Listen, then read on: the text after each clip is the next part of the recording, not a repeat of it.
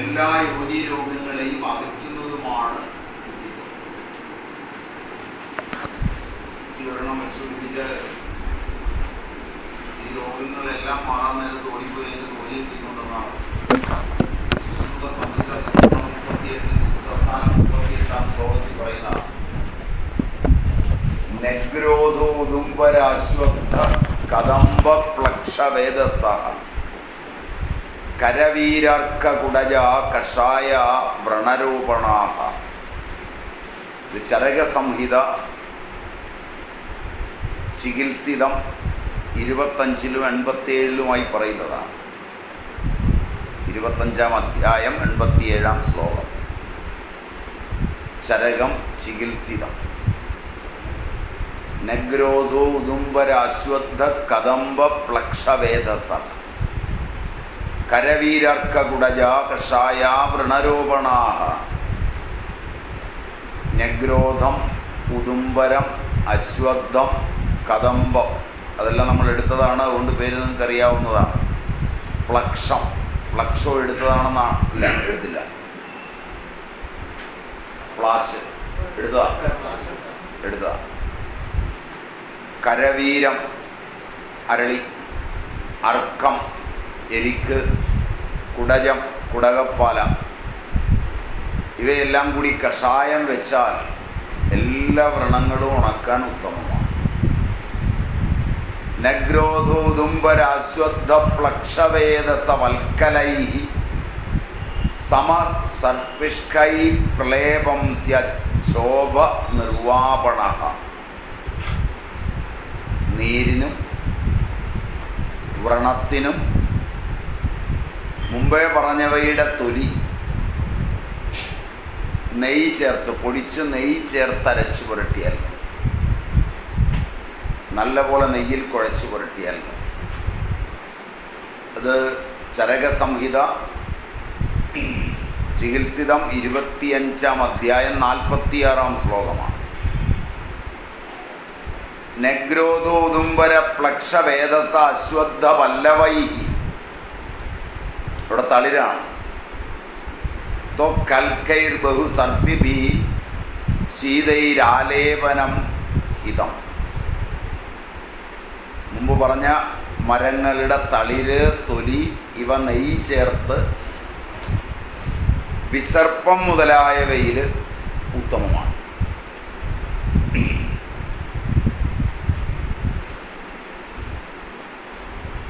അതുപോലെ തന്നെ വളരെ പ്രസിദ്ധമാണ് ഗൗരാദ്യം ഘൃതം. ഐഷജ്യരത്നാവലി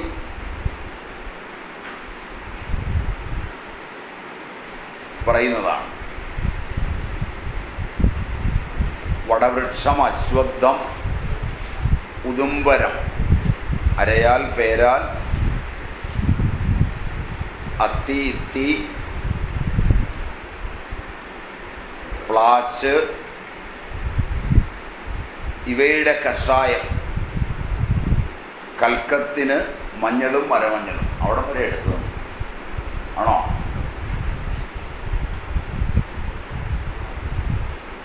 അത് എല്ലാ ത്വക്ക് രോഗങ്ങളിലും ഉത്തമമാണ്. അതുപോലെ ഇത്തിത്തളിര്, അത്തിത്തളിര്, അരയാൽ തളിര്, പേരാലിൻ്റെ തളിര്, മുത്തങ്ങ, അത്തി, ഇത്തി, അരയാൽ, പേരാൽ, മുത്തങ്ങ എല്ലാത്തിൻ്റെയും തളിരാണ്. തെച്ചിവേരിൻ്റെ തൊലി,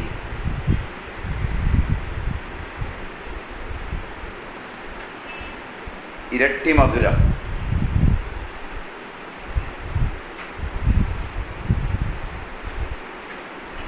തൈരിൻ്റെ വെള്ളത്തിൽ പുഴുങ്ങി അരച്ച് പുരട്ടിയാൽ എല്ലാ ത്വക്ക് രോഗങ്ങളും കരപ്പനും മുഖക്കുരുവും മാറും.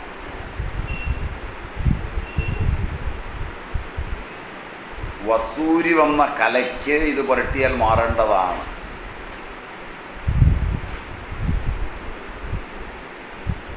വസൂരി പലതുണ്ട്. കുങ്കുമ കുങ്കുമസൂരി എന്നൊക്കെ പറഞ്ഞ് വസൂരികൾ ഒരുപാടുണ്ട്. എല്ലാം നിർമ്മാർജ്ജനം ചെയ്തു എന്നാണ് WHO അവകാശപ്പെടുന്നത്. പക്ഷെ കേരളത്തിൽ ഇപ്പോൾ ധാരാളം ഉണ്ടെന്നുള്ളതാണ് വസ്തുത. ധാരാളം ചിക്കൻ പോക്സ് ആണുള്ളതെന്നാണ് പറയുന്നത്. അല്ല, പണ്ട് കണ്ടിട്ടുള്ളവർ അധികം ഇല്ലാത്തത് കൊണ്ടും വളരെ കുറച്ച് ആളുകളെ പണ്ട് ഇത് കണ്ടിട്ടുള്ളൂ എന്നുള്ളത് കൊണ്ടും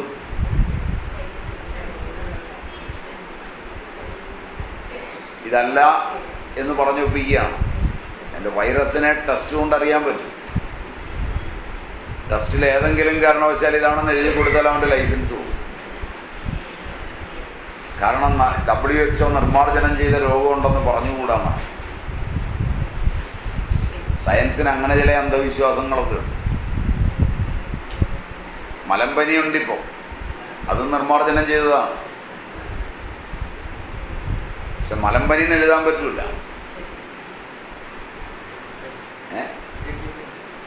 ഡെങ്കിപ്പനി വേറെയാ, അത് വേറെയാ, അത് വേറൊരു ഫീവറാണ്. അതിന് ഡെങ്കു ഫീവർ, അതിൻ്റെ വൈറസ് വേറെയാണ്.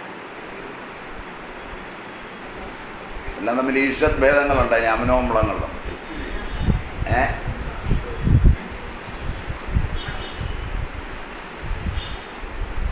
ഇത്തിയുടെ തളിര്, അത്തിയുടെ തളിര്, അരയാലിൻ്റെ തളിര്,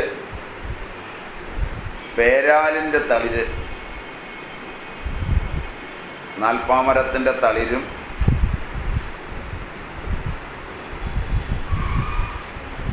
വിഷ്ണുക്രാന്തിയും ചേർത്തരച്ചു പുരട്ടിയ എല്ലാ പിടകയും പോവും. ദേഹത്ത് വരുന്ന കുരുക്കളെല്ലാം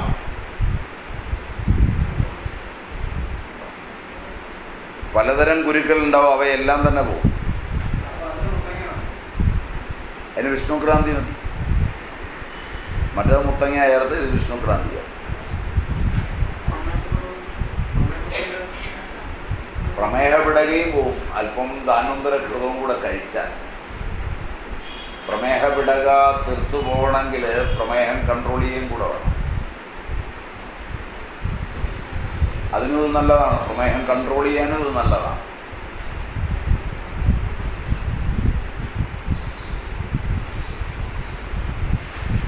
ആമ അതിസാരത്തിന്, അതായത് ദഹിക്കാതെ വയറിളകുന്നതിന് ഇത്തിവേര് ചതച്ച് പിഴിഞ്ഞെടുത്ത സ്വരസം നല്ലതാണ്. ഇത്തി അത്തി ഇത്തി അരയാൽ, ഇതിലെ ഇത്തിയാണ് നമ്മളിപ്പോൾ എടുത്തുകൊണ്ടിരിക്കുന്നത്.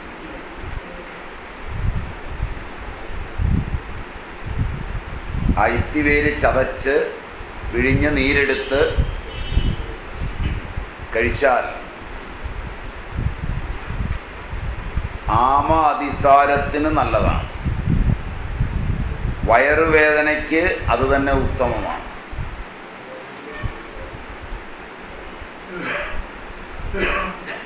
ഇത്തിയുടെ ഇലയുടെ നീര് രക്തം അതിസരിച്ചു പോകുന്നതിന് നല്ലതാണ്. മലത്തിൽ കൂടെ രക്തം പോകുന്നതിന് വളരെ നല്ലതാണ്.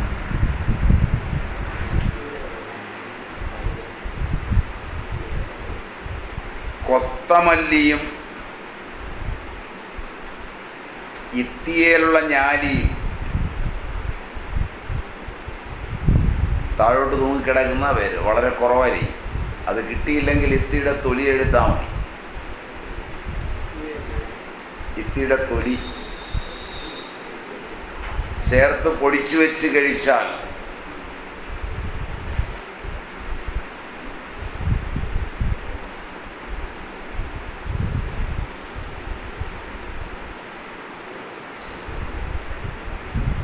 ചുമയും ശ്വാസം മുട്ടലും മാറും. ഇത്തിത്തൊലി കൊത്തമല്ലി ചേർത്ത് പൊടിച്ചു വെക്കുക. വളരെ വേഗത്തിൽ ശ്വാസം മുട്ടൽ മാറും, ചുമ മാറും.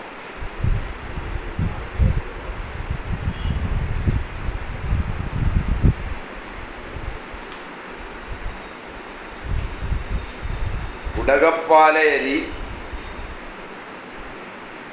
കടുക് രോഹിണി, അമുക്കുരം,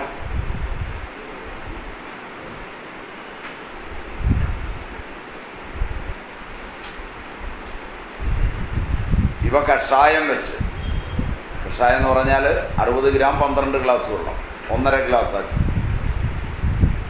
കുടിച്ചാൽ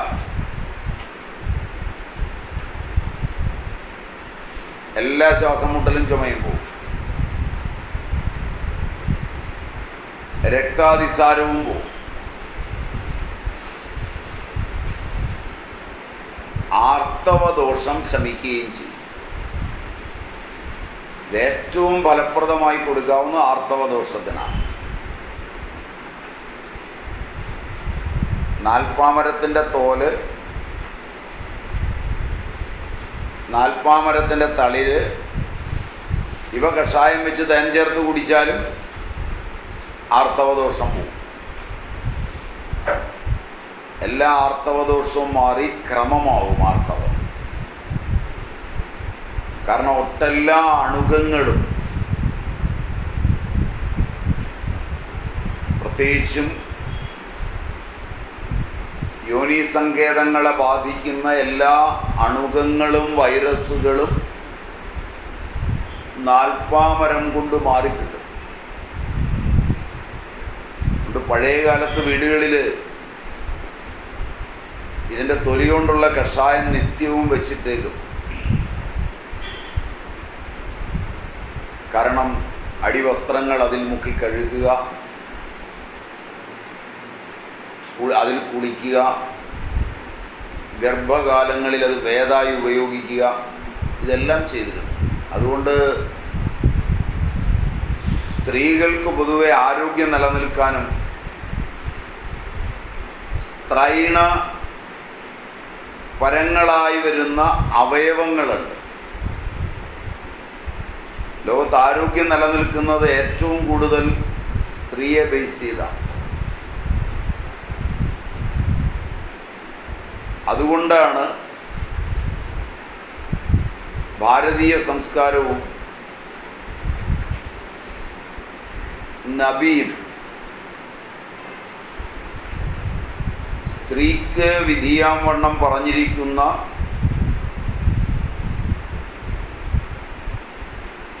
ദിനചര്യകളും ഋതുചര്യകളും ശ്രദ്ധേയങ്ങളായിരിക്കുന്നു. ആധുനിക കാലത്തെ ഒട്ടെല്ലാ രോഗങ്ങളുടെയും ഉത്തരദായിത്വം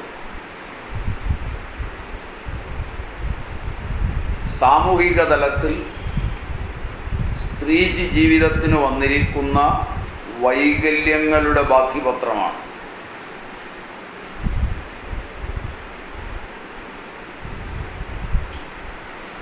പ്രത്യേകിച്ച് ഈ കാലഘട്ടത്തിൽ എൻ്റെ അറിവ് ശരിയാണെങ്കിൽ ഇപ്പോൾ ഏറ്റവും പ്രാധാന്യത്തോടെ പഠിക്കേണ്ടത്, പഠിച്ചു വയ്ക്കേണ്ടത് ഒരു 40 വയസ്സിന് താഴെ ആണ് പ്രകടമായി പറയാവുന്നത്. ആധുനിക ജീവിതം, ആധുനിക വസ്ത്രധാരണം, ആധുനിക ഭക്ഷണം, ആധുനിക ആശുപത്രികളെ സമീപിക്കുന്ന രീതി, ആധുനിക ഔഷധങ്ങൾ, ആധുനിക കല, ആധുനിക സാഹിത്യം ഇവയുടെ വളർച്ചയുടെ ഘട്ടത്തിൽ സ്ത്രീകളുടെ ലൈംഗിക അവയവങ്ങളെല്ലാം രോഗഗ്രസ്തമാകുന്നു എന്നതാണ് ശ്രദ്ധിച്ചറിയേണ്ടത്.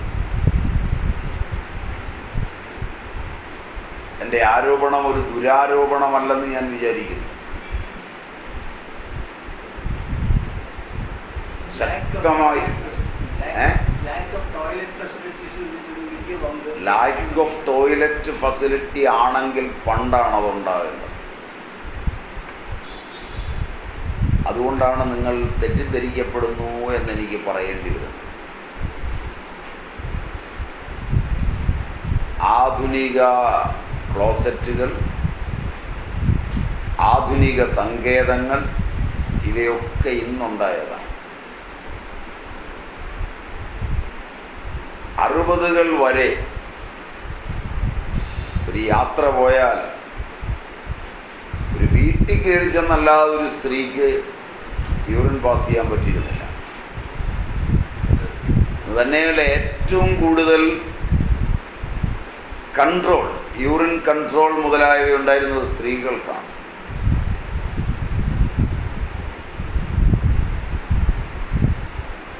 യൂറിനറി ഇൻഫെക്ഷനുകൾ,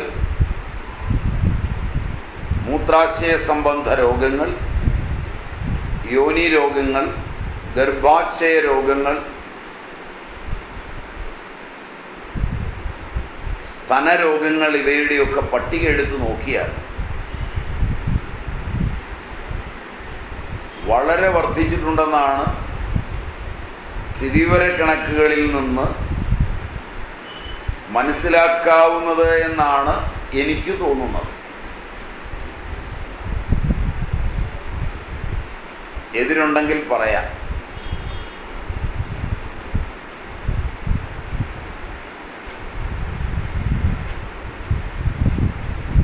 പണി കുറയുകയും അലച്ചിൽ നിൽക്കുകയും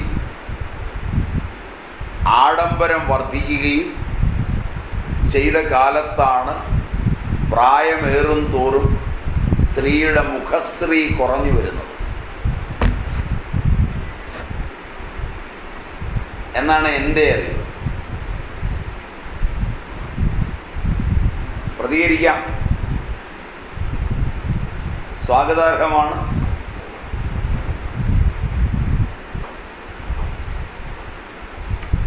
എങ്ങനെയും പ്രതികരിക്കാം, കൈയും കാലും കൊണ്ട് വരെ പ്രതികരിക്കാം.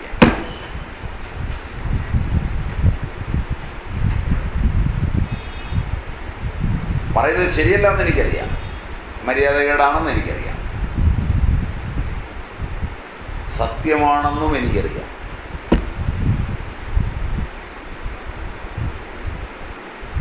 ഒരുപക്ഷെ നിങ്ങളുടെ ജീവിതാനുഭവത്തിൽ ആദ്യമായിരിക്കും ഇങ്ങനെ കേൾക്കുന്നത്.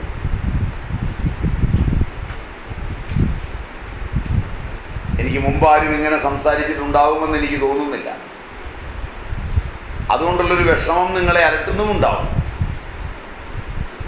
Am I right? പറഞ്ഞത് എല്ലാം ശരിയാണോ, ഭാഗികമായി ശരിയാണോ എന്നൊക്കെ നോക്കാം.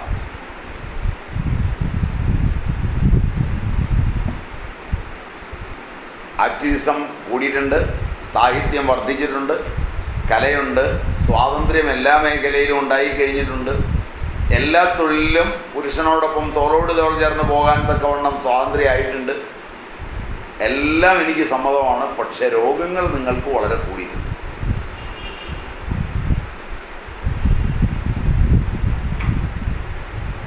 എന്നാണ് ഞാൻ തെളിച്ചു പറഞ്ഞത്. തെറ്റാണെങ്കിൽ പ്രതികരിക്കാം. സ്ത്രീ പക്ഷ വായനക്കാരായ പുരുഷന്മാർക്കും പ്രതികരിക്കാം. അതിൻ്റെ അർത്ഥം എന്താ? ഹിസ്റ്ററക്ടമി കൂടുതലുണ്ടെന്ന് പറഞ്ഞാൽ അതിൻ്റെ അർത്ഥം എന്താ? ലൈംഗിക അവയവങ്ങൾക്ക് കംപ്ലീറ്റ് രോഗം ബാധിക്കുന്നു എന്നല്ലേ എൻ്റെ അർത്ഥം.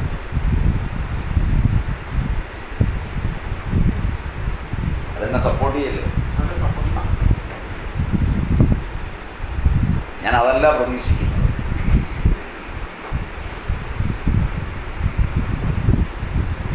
ഇത് നിങ്ങൾ ശ്രദ്ധിച്ചില്ലെങ്കിൽ വരുംകാല ജീവിതം ദുസ്സഹമായി.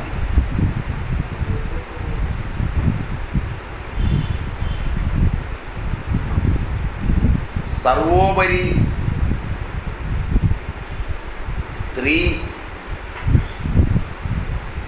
സ്ത്രീ ഹോർമോണുകളെ ഇഷ്ടപ്പെടാതായി.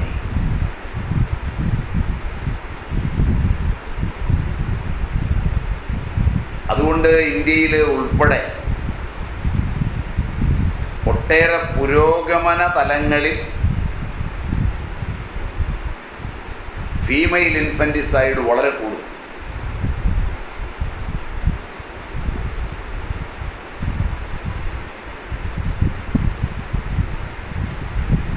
ലോകത്തൊരിക്കലും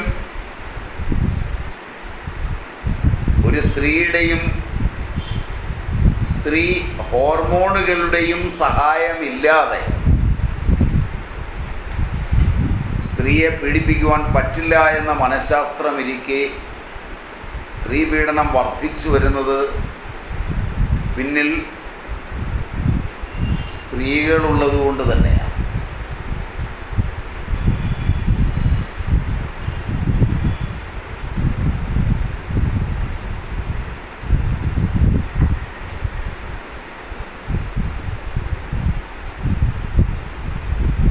പ്രേരണക്കുറ്റവും പ്രേരണയുമാണ് ചെയ്യുന്നതിനേക്കാൾ ചെയ്യുന്നത് മാപ്പുസാക്ഷിയാകാവുന്നതാണെങ്കിൽ എല്ലാ സ്ത്രീ പീഡനങ്ങൾക്ക് പിന്നിലും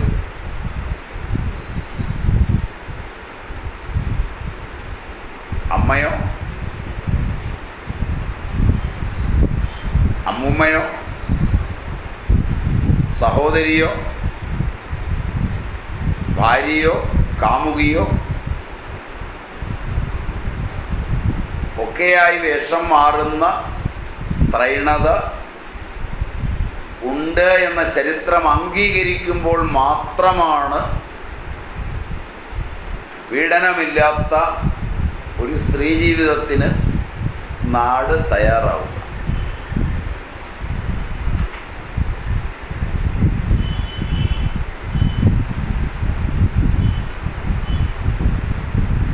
നേരെയാണ് പറയുന്നത്. ഏതു വിധത്തിലും പഠിക്കാം. മനഃശാസ്ത്രം വെച്ച്, നരവംശാസ്ത്രം വെച്ച്, ജീവശാസ്ത്രം വെച്ച് ഒക്കെ പഠിക്കാം, പ്രതികരിക്കാം. ഇന്ന് തയ്യാറെടുപ്പ് പോരെങ്കിൽ നല്ലപോലെ പഠിച്ചിട്ട് അടുത്ത ക്ലാസ്സിൽ വന്ന് നേരെയത്.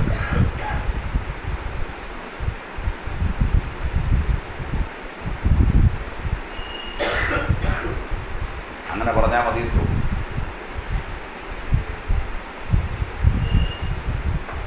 സ്ത്രീ പുരുഷ രംഗങ്ങളുടെ ജീവിത കയങ്ങളിൽ നിൽക്കുന്നയാളുമല്ല ഞാൻ വെളിയിലാണ് നിൽക്കുന്നത്. അതുകൊണ്ട് ഏറ്റുമുട്ടാൻ പേടിക്കുകയും വേണ്ട.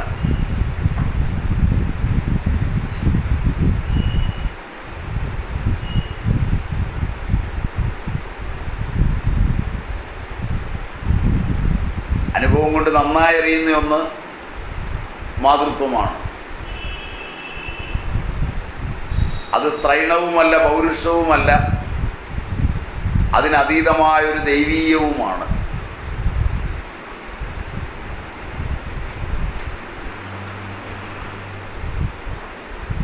അതുകൊണ്ട് ഞാൻ പറഞ്ഞതിലൊന്നും അതിൽ തൊട്ട് കളിക്കുകയും വേണ്ട.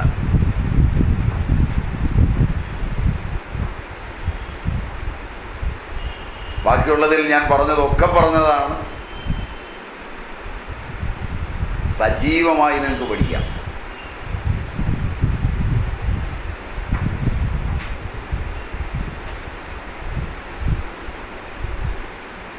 നിങ്ങളുടെ ചിന്ത എന്തോ മുങ്ങിത്തപ്പി കൊണ്ടുവരുമെന്ന് വിചാരിച്ചാണ് ഞാൻ വീണ്ടും വീണ്ടും ഇങ്ങനെ ചൊറിഞ്ഞുകൊണ്ടിരിക്കുന്നത്.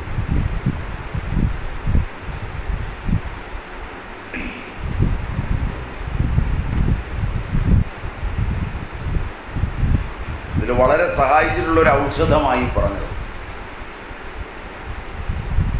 വീടുകളിൽ നിന്ന് നാൽപ്പാമരത്തോലൊക്കെ എടുത്തു മാറ്റുകയും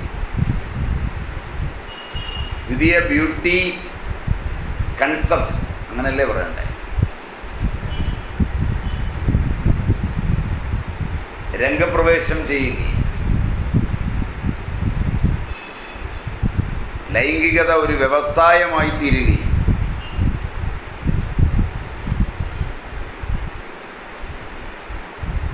അനേകം ഉപകരണങ്ങൾ അവയ്ക്ക് എത്തിച്ചേരുകയും ചെയ്തതോടെ മാരകമാം വിധം രോഗങ്ങൾ മാനുഷ്യകത്തെ ആകെ ഗ്രസിക്കാൻ തുടങ്ങിയിരിക്കുന്നു. ഇതിൻ്റെ തിക്താനുഭവങ്ങൾ അനുഭവിച്ച സ്ത്രൈണതയിൽ നിന്ന് ഒട്ടേറെ രോഗങ്ങൾ, ചെറുതൊന്നുമല്ല,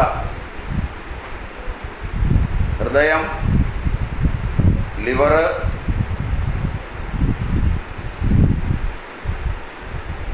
മാംസം, രക്തം, ഇതെല്ലാം ധാതുക്കളായ രക്തം, മാംസം മുതലായവയും അവയവങ്ങളായ ഹൃദയം, ലിവർ മുതലായവയും മാതൃജമാണ്. പുരുഷന്മാരിൽ ഇന്ന് കാണുന്നത് മാതൃജ അവയവങ്ങളിലാണ് രോഗം കൂടുതൽ കാണുന്നത്.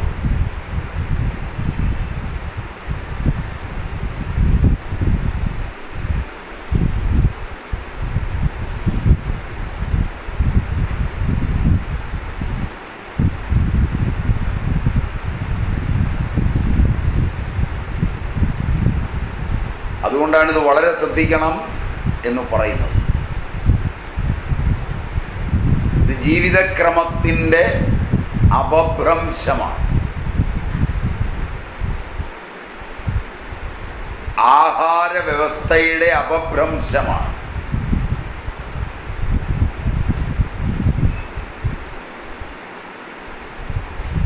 തൊഴിൽ രംഗത്ത് വന്ന അപഭ്രംശവുമാണ്.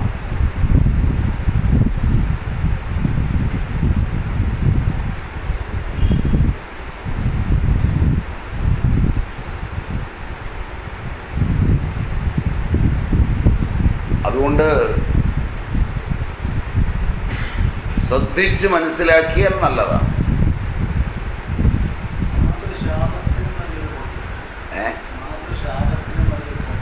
തീർച്ചയായും ഉണ്ടാവും. അഭിശാപം, അഭിഘാതം ഇവയൊക്കെ ആഗന്തുജ വികാരങ്ങളായതുകൊണ്ട് അവയും ഇതിനൊരു കാരണമാവും.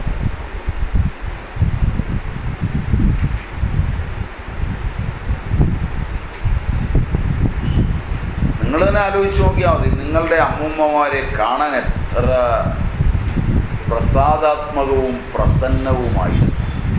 നിങ്ങളിൽ ഒരെണ്ണത്തിൻ്റെ മുഖം കണ്ടാൽ കഞ്ഞിവെള്ളം കിട്ടുമോ?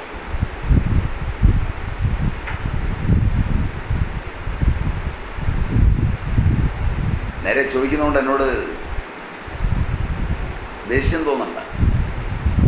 ഞാനതിൻ്റെ വ്യതിയാനമാണ് ചൂണ്ടിക്കാണിച്ചത്. എന്തൊരു പ്രസാദാത്മകമായിരുന്നു ആ 80-100 വയസ്സിൽ അന്നത്തെ വല്യമ്മമാരുടെ മുഖം. അതൊന്ന് കണ്ടിട്ട് പോയാൽ, അതിലൊന്ന് ചുംബിച്ചിട്ട് പോയാൽ ഏത് പരീക്ഷയാ പാസ്സാകാതെ, ഏത് ലോകമാ വെട്ടിപ്പിടിച്ചിട്ട് വരാൻ പറ്റാത്തത്.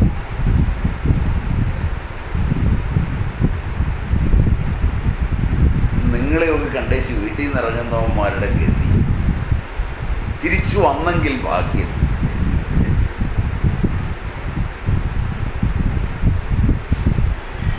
കടുകയാണോ?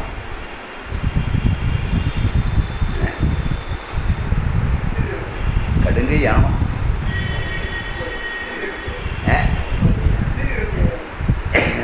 ഞാൻ പറഞ്ഞ കടുകയാണോ?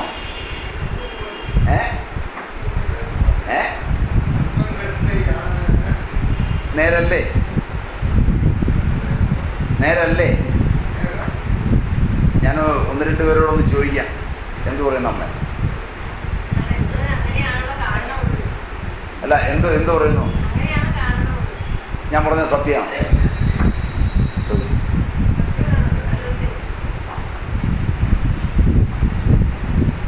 ഇനി ആർക്കെങ്കിലും ആ അമ്മമാർക്ക് എന്നോട് അഭിപ്രായ വ്യത്യാസം ഉണ്ടെങ്കിൽ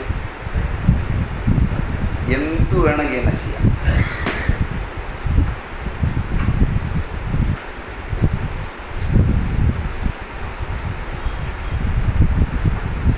അതിന് കാരണം അവർ നിലനിർത്തി പോകുന്ന ഒരു ആരോഗ്യമാണ്. അതിന് കാരണം മാനസികവും ശാരീരികവുമായ ആരോഗ്യം. ഇവരിലോ ഓരോരുത്തരും ഓരോ ആവശ്യത്തിന് പോരുന്നുണ്ട്, കൂട്ടുകാരും ഒത്തു പോരുന്നുണ്ട്. ഇവരൊന്നിച്ച് വന്നവർ പലരുമുണ്ട്. ഒരാൾ കൂടെ വന്നിരിക്കുന്ന ഒരാളിൻ്റെ ഒരാവശ്യം തീരുന്നവരെ ഒന്ന് ക്ഷമിക്കാൻ പറ്റുന്ന എത്ര പേര് ഇവരിലുണ്ടെന്നൊന്ന് അന്വേഷിച്ചു.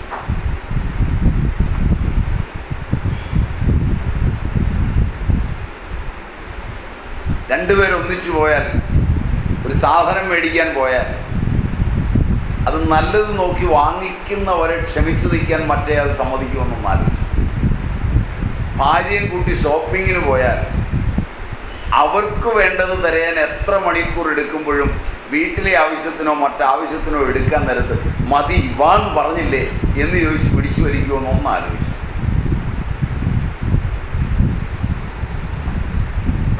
രോഗങ്ങളാണ്. ഞാനല്ല, ഞാൻ പോയിട്ടുമില്ല ഇതുവരെ. ഒരു സ്ത്രീയെയും കൂട്ടി ഒരു ഷോപ്പിങ്ങിന് നിന്ന് വരെ പോയി. അതുകൊണ്ട് സംശയിക്കുകയൊന്നും വേണ്ട. സ്ത്രീകളോടൊപ്പം ഷോപ്പിങ്ങിനോ തീർത്ഥാടനത്തിനോ ഒന്നും സഞ്ചരിച്ച് പരിചയമില്ല. മറ്റു സ്വാമിമാർക്കാണെങ്കിൽ അതെങ്കിലും പരിചയമുണ്ട്. പക്വതരെയും കൂട്ടി അതുമില്ല. പ്രായണ എനിക്ക് പക്വതകളില്ല. അതില്ലാത്ത ഒരു സ്വാമി ഞാൻ മാത്രമേ ഉള്ളൂ എന്നായിരിക്കും. കാരണം ഈ സൈസ് പ്രയോഗമില്ലേ, ഇങ്ങനെ പദ്ധതി ഉണ്ടാവും. Am I right? ഏതാണ്ട് ശരിയുണ്ടോ?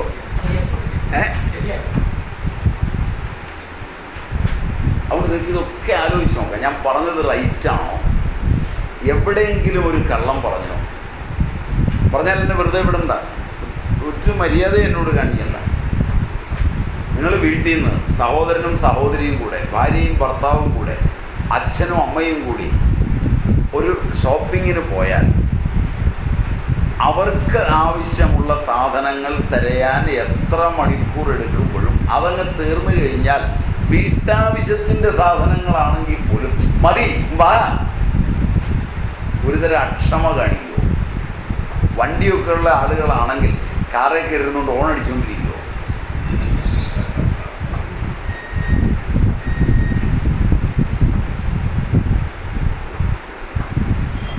കടുത്ത ചോദ്യങ്ങളാണ് ഞാൻ ചോദിക്കുന്നത്. ശരിയുണ്ടോ?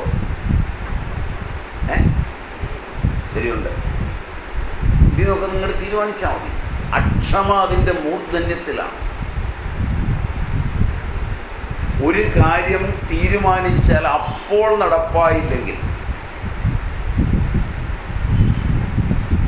മുമ്പ് ഒരു കാര്യം നടക്കാതെ അസ്വസ്ഥനാകുന്ന പുരുഷനെ സമാധാനിപ്പിക്കുകയാണ് പഴയകാല സ്ത്രീ ചെയ്തത്.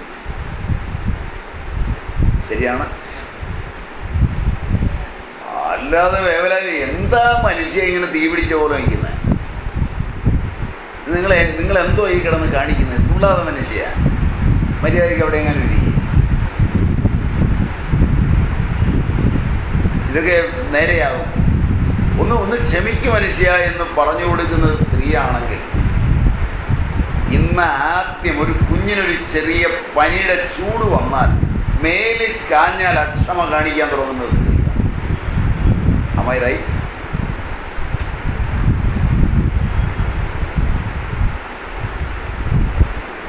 രോഗം സ്ത്രീയെ എല്ലാ തരത്തിലും പിടികൂടിയിരിക്കുന്നു. നിങ്ങളുടെ വികാസങ്ങളൊക്കെ സമ്മതിച്ചു തരുമ്പോൾ തന്നെ അതിലേറ്റവും മാരകമായതാണ് ഞാൻ ചൂണ്ടിക്കാണിച്ചത്. വളരെ ശ്രദ്ധിച്ച് നിങ്ങൾ പ്രചരിപ്പിക്കേണ്ട ഒരെണ്ണമാണ് ഞാൻ ചൂണ്ടിക്കാണിച്ചത്. സ്ത്രീയെ സംബന്ധിച്ചിടത്തോളം രോഗങ്ങൾ ഏറ്റവും മാരകമായി ബാധിക്കുന്നത് ഉൽപാദന പ്രക്രിയയുടെ കേന്ദ്രമെന്ന് വിശേഷിപ്പിക്കാവുന്ന ലൈംഗിക അവയവങ്ങളാണ്. ഇത് മാരകമാണ്. വരുംകാല തലമുറയ്ക്കുള്ള ഏറ്റവും വലിയ സൂചനയാണിത്. ജീവിതം ദുസ്സഹമാകാൻ പോകുന്നു എന്നതിൻ്റെ സൂചനയാണ്. സ്ത്രീ മാതൃത്വത്തിലേക്കുള്ള യാത്രയും ലൈംഗികതയിലേക്കുള്ള സ്വതന്ത്രമായ യാത്രയും തമ്മിലുള്ള അന്തരമാണ് ഈ വിഷമവൃത്തത്തിന് കാരണമെന്ന് ഞാൻ വിശ്വസിക്കുന്നു.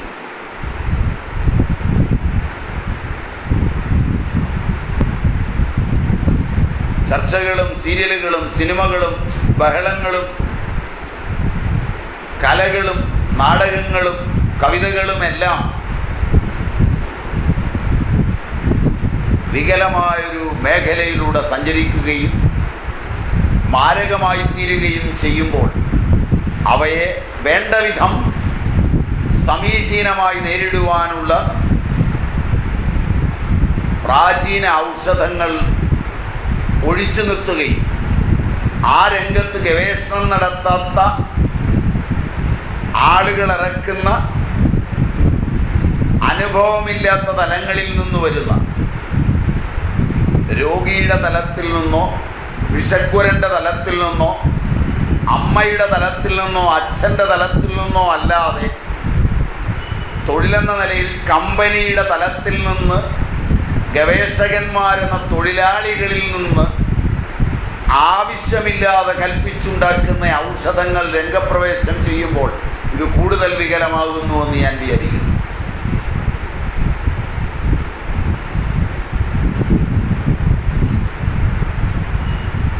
നിങ്ങൾക്ക് സമ്മതമാകുമോയെന്നറിയില്ല. ഒരു കുഞ്ഞിന് വേണ്ടി അതിൻ്റെ അമ്മയിൽ നിന്ന് ഇൻഡ്യൂഷൻ കൊണ്ടുണ്ടാകുന്ന ഒരു ഔഷധവും അച്ഛനിൽ നിന്നുണ്ടാകുന്ന ഒരു ഔഷധവും രോഗം വരുമ്പോൾ അവന് പ്രകൃതി ഒരു അനുഗ്രഹമായി കൊടുത്ത ആന്തരികമായ അറിവിൽ നിന്നൊരു ഔഷധം ഉണ്ടാകുന്നതും ഒരു വിഷഗ്വരൻ അയാൾ ചികിത്സിക്കുന്നതിനിടയിൽ മരുന്നില്ലാതെ രോഗിയുടെ മുഖം കണ്ട് വിഷമിക്കുമ്പോൾ അവൻ്റെ വേദനയിൽ നിന്നൊരു ഔഷധം കണ്ടെത്തി കൊടുക്കുന്നതും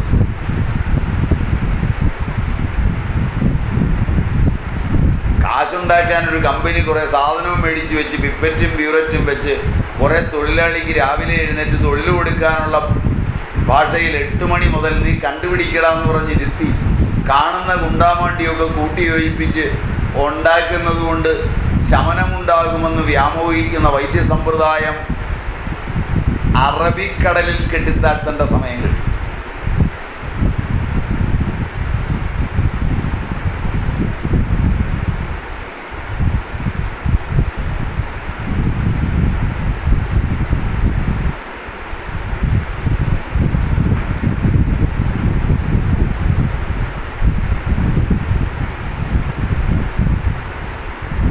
ആലോചിച്ച് നോക്കാൻ പറഞ്ഞതിലൊക്കെ ശരിയുണ്ടോ? ശരിയില്ലെന്ന് എനിക്ക് കൂടി പക്ഷമുണ്ടെന്ന് വിചാരിച്ചുകൊണ്ട് തന്നെ നിങ്ങൾ ചിന്തിച്ചിട്ട് മറുപടി പറഞ്ഞാൽ ഞാൻ പറഞ്ഞതൊരു വികാരം മാത്രമാണോ എന്ന് നോക്കിയിട്ട് പറഞ്ഞാൽ മതി. വിചാരത്തിൻ്റെ അംശമുണ്ടോ?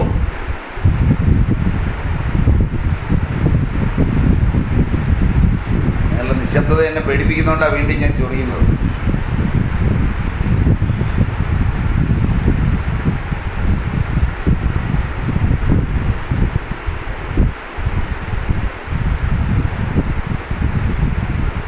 ഞാൻ പറഞ്ഞത് വെറും വികാരം മാത്രമാണ്.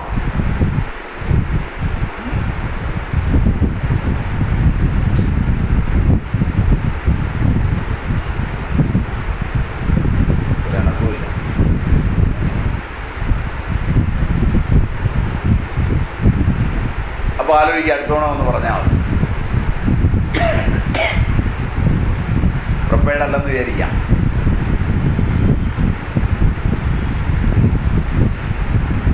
കുഴപ്പമില്ല.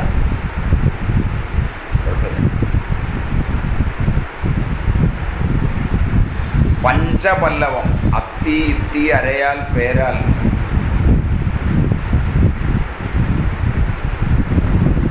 കല്ലാലിവയുടെ തളിര് ഇരട്ടി മധുരം പച്ചക്കർപ്പൂരം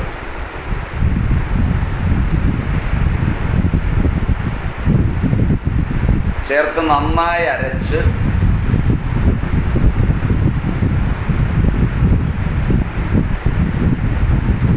നെയ്യിൽ കലക്കി വെയിലത്ത് പാകം ചെയ്യുക.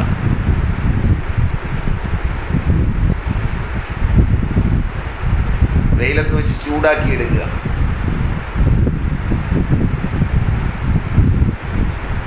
യോനിയിൽ പുരട്ടിയാൽ ദുർഗന്ധവും വേദനയും ശമിച്ച്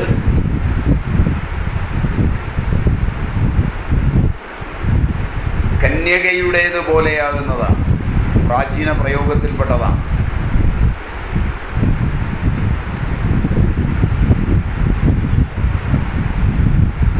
ഇന്ത്യൻ ദേവദാസികൾ ഉപയോഗിച്ചിട്ടുള്ള ഔഷധ പ്രയോഗങ്ങളിലെ ഏറ്റവും പ്രധാനപ്പെട്ടതാണ്. ഒരു ദിവസം പറഞ്ഞതാണ്. അവർ ചെയ്യുന്നത് പുരട്ടുകയല്ല, നിറയ്ക്കുകയാണ്. അത് സൂക്ഷിച്ചു കുറച്ച് മാത്രം ചെയ്യണം. കാരണം എന്താ വെച്ചാൽ അത് നല്ലപോലെ പുറത്ത് കളയാൻ ഒരു പരിചയം ഉണ്ടാവണം. അതുകൊണ്ട് പുരട്ടി പതുക്കെ പരിചയപ്പെട്ടിട്ട് മാത്രമേ നിറയ്ക്കാവൂ.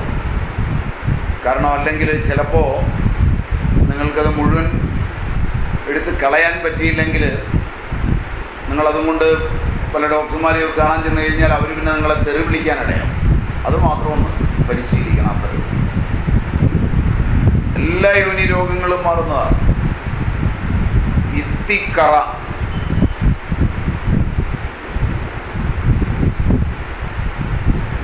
ഇത്തിയുടെ കറ ഏത് വേദനയ്ക്കും വേദനയുള്ള ഭാഗത്ത് പുരട്ടിയാൽ മാറും. ക്യാൻസറിന്റെ വേദനയ്ക്ക് ഉൾപ്പെടെ, വാദവേദനകൾക്കും പുരട്ടാറുണ്ട്. വാദത്തിന് ഏറ്റവും നല്ലതാണ് ഇത്തിക്കറ. ചതവുകൾക്ക് ഇത്തിക്കറ ഉത്തമമാണ്. നടുവേദനയ്ക്കൊക്കെ പറഞ്ഞു.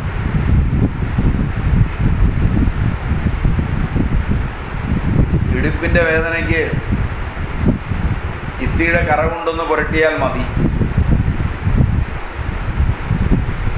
കാലിന്റെ ഉള്ളനടി, അടിഭാഗം, അവിടെ വരുന്ന വീക്കത്തിൽ ഇത്തിക്കറ മതി.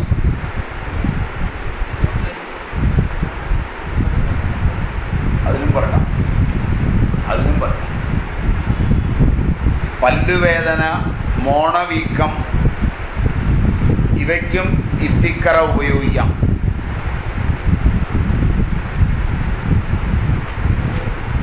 ഇത്തിയുടെ തൊലി ചതച്ച് വെള്ളത്തിലിട്ട് വെക്കുക. തലേദിവസം വൈകുന്നേരം രാവിലെ എടുത്ത് കുടിച്ചാൽ പ്രമേഹം ശമിക്കും.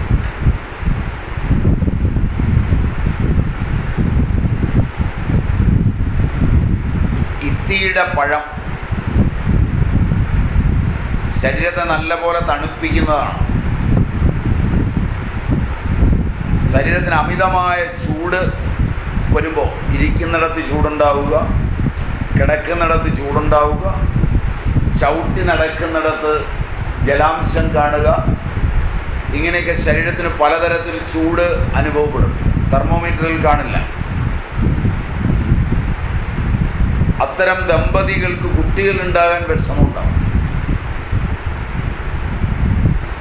ബീജശേഷിയുള്ള പുരുഷനായാലും ആർത്തവം കൃത്യമായിട്ടുള്ള സ്ത്രീ ആയിരുന്നാലും ശരീരത്തിന് അമിതമായ ചൂടുണ്ടെങ്കിൽ കുട്ടി ഉണ്ടാവില്ല. പ്രയാസമാണ്.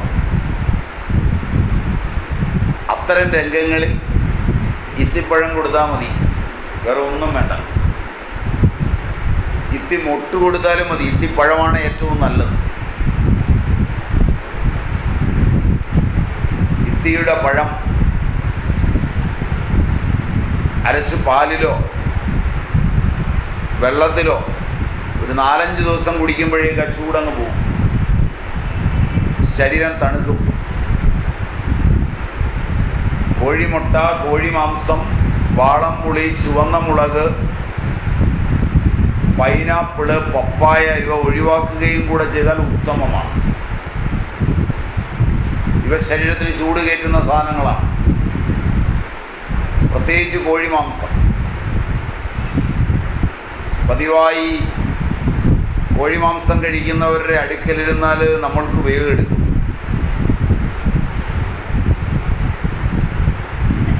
കുട്ടികൾക്കൊക്കെ ഇത് ധാരാളമായിട്ട് വേവിച്ചു കൊടുത്താൽ ആ കുട്ടികൾ ഇരിക്കുന്നിടത്ത് ഇരിക്കാൻ പറ്റില്ല. ശ്രദ്ധിച്ചിട്ടുണ്ടോയെന്നറിയില്ല.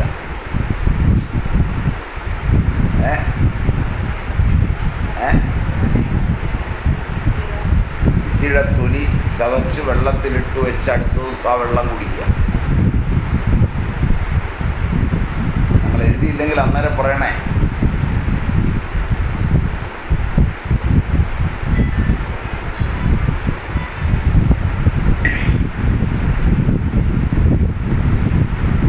വീക്കങ്ങളിൽ ഇത്തിയുടെ ഇല ചൂടാക്കി പോട്ടീസ് വെക്കാം.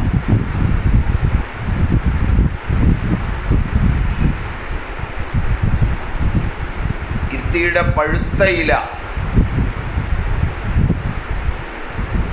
അരിയും ചേർത്ത് വറുത്ത് കഷായമുണ്ടാക്കി വിയർപ്പിക്കാൻ ഉപയോഗിക്കാം.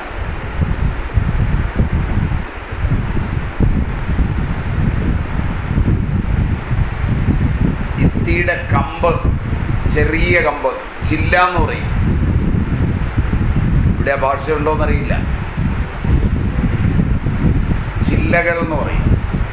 ആ ചെറിയ കമ്പ് അതരിഞ്ഞ് കഷായം വെച്ച് കുടിച്ചാൽ രക്തം ഛർദ്ദിക്കുന്നത് നീക്കും. വളരെ ഫലപ്രദമായ ഒരു ഔഷധമാണ്.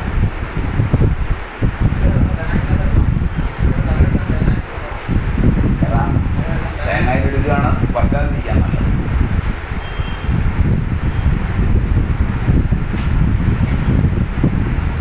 ഊന്നുവേരുകളുടെ ഇളം തുമ്പ്, ഭിത്തിയിൽ തൂങ്ങിക്കിടക്കുന്ന വേരുകളുടെ അറ്റത്തെ തുമ്പ് കഷായം വെച്ച് കഴിച്ചാലും രക്തഛർദ്ദി നിൽക്കും, ഛർദ്ദിയും നിൽക്കും.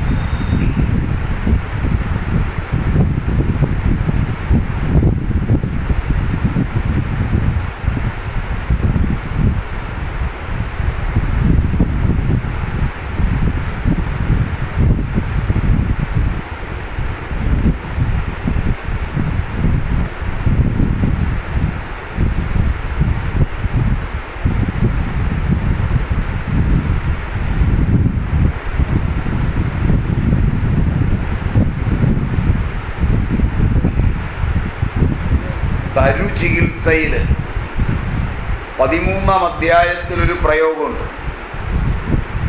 വൃക്ഷ ചികിത്സ, വൃക്ഷ ആയുർവേദം. അതിൻ്റെ 13-ാം ശ്ലോകത്തിൽ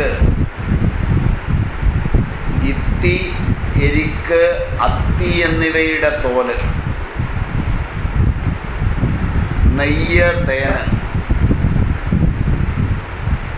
നിങ്ങൾ കഴിച്ച എച്ചിലായ മധുര പദാർത്ഥങ്ങൾ എല്ലാം പാല്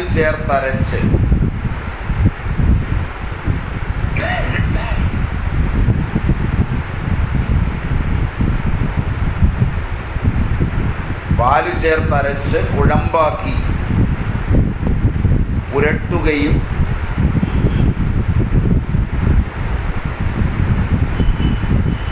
നല്ല 2 തൂണ് നാട്ടി കയർ കൊണ്ട് തടിക്ക് പിടിച്ച് കെട്ടുകയും ചെയ്താൽ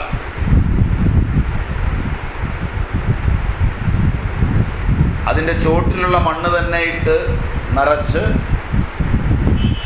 പാൽ കൊണ്ട് നനയ്ക്കുകയും, പശുവിൻ പാൽ കൊണ്ട് നനയ്ക്കുകയും ചെയ്താൽ വലിയ കാറ്റത്ത് ഒടിഞ്ഞു വീണ മരം ആരോഗ്യം വീണ്ടെടുത്ത് അതിൻ്റെ വേരിൽ നിന്ന് തന്നെ വെള്ളം വലിച്ചെടുത്ത് പൂക്കളും കായ്കളും നിറഞ്ഞ് ശോഭിക്കും എന്ന് തരു ചികിത്സയിൽ പറയുന്നു.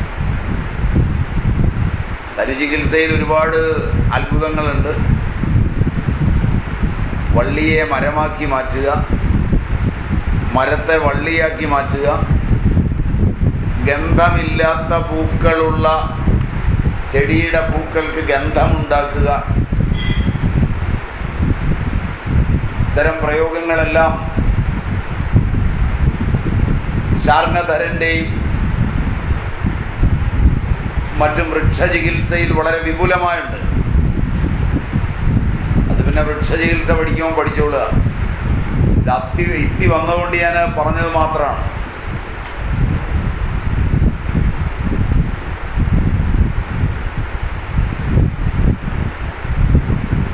കുളങ്ങൾ എങ്ങനെ വേണമെന്ന് വരാഹമീരൻ ബൃഹത് സംഹിതയിൽ പറയുമ്പോഴും ഇത്തിയെ സ്മരിക്കുന്നു. നീർമരുത്, പേരാൽ, മാവ്, ഇത്തി, കടമ്പ്, നീർക്കടമ്പ്, ഞാവൽ, ആറ്റുവഞ്ചി, പൂവരശ്, ചെങ്കുറിഞ്ഞി, കരിമ്പന, അശോകം, ഇരിപ്പ, ഇലഞ്ഞി എന്നീ മരങ്ങൾ കൊണ്ട് ചുറ്റപ്പെട്ടതാകണം കുളത്തിൻ്റെ തീരമെന്നാണ്. കുകുബ വാടാമ്ര പ്ലക്ഷ കദംബൈ സനിജുള ജംബു വേദസനീപൈ കുരവകദാലാശോക മധുകൈർ ബഹുള വിമിത്രൈശ്ചാവൃതം തീരം എന്ന് വരാഹമീരൻ ബൃഹത് സംഹിതയിൽ.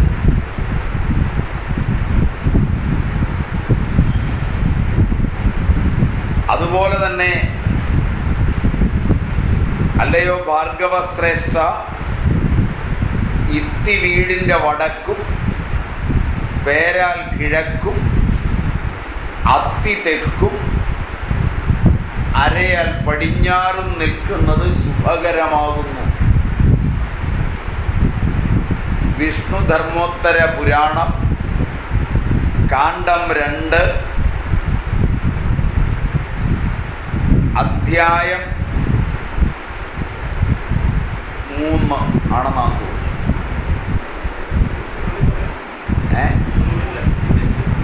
അല്ലയോ ഭാർഗവശ്രേഷ്ഠ, ഇത്തി വടക്കും ഉത്തരേണ ശുഭപ്ലക്ഷോ ഭാർഗവോത്തമ ഉദുംബരശ്ചാമ്യേന സൗമ്യേന അശ്വത്ഥ ഏവ ച. അല്ലയോ ഭാർഗവ ശ്രേഷ്ഠ, ഇത്തി വടക്കും പേരാൽ കിഴക്കും അത്തി തെക്കും അരയാൽ പടിഞ്ഞാറും ശുഭകരങ്ങളാകുന്നു.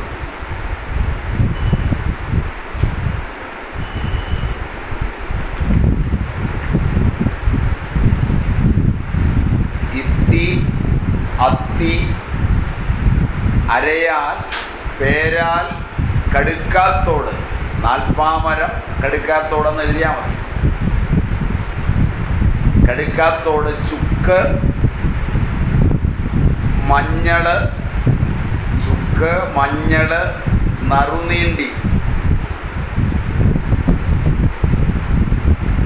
വേപ്പില, ചെറുവഴുതിന വേര്, അതിവിടയം, പടവലം ഇവ കഷായം വെച്ച് ഗുൽഗുലു ശുദ്ധി ചെയ്ത് ചേർത്ത് സേവിച്ചാൽ അഗന്ധരം മാറും. ഫിസ്റ്റുല.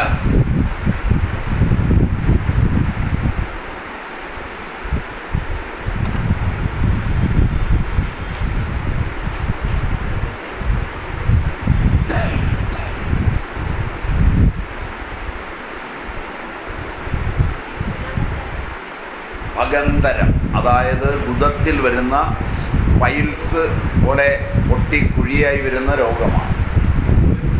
മാരകമാണ്. അത് ക്യാൻസർ പോലായി തീരും. അഗന്ധരം മഹാരോഗങ്ങളിൽപ്പെട്ടതാണ്.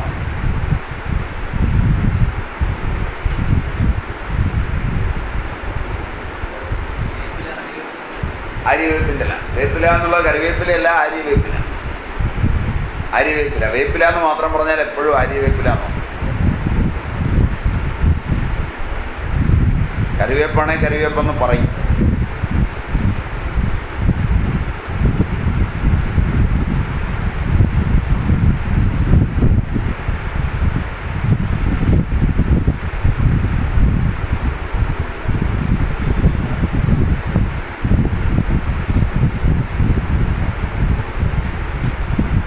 ഇത്തി മതിയാക്കാം.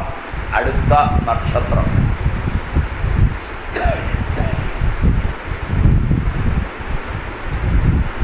അത്തം.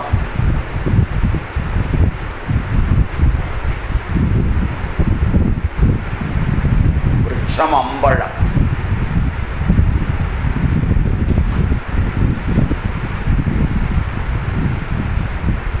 സംസ്കൃതനാമം ആമ്രാതകം. ആമ്രാതകം. ആമ്രാതകഃ. കുലം ആമ്രകുലം.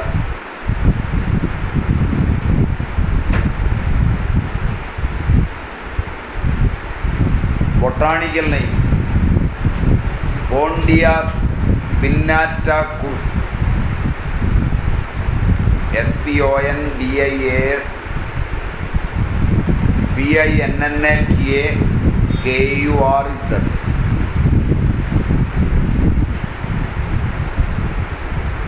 Family Anacardiaceae, അനക്കാഡിയേസിയെ.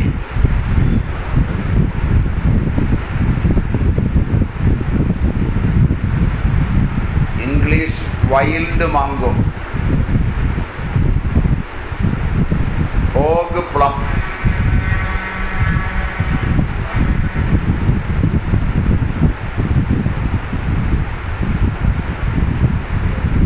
ഹിന്ദി ആമറ, ആമറ,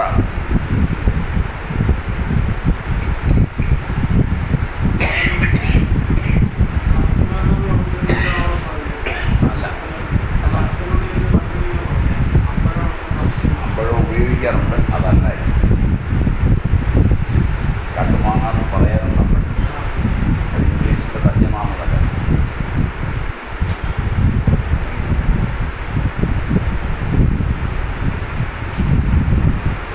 ഹിന്ദി ആമ്ര, ജംഗലിയാം, ജംഗലിയാം കാട്ടുമാങ്ങ.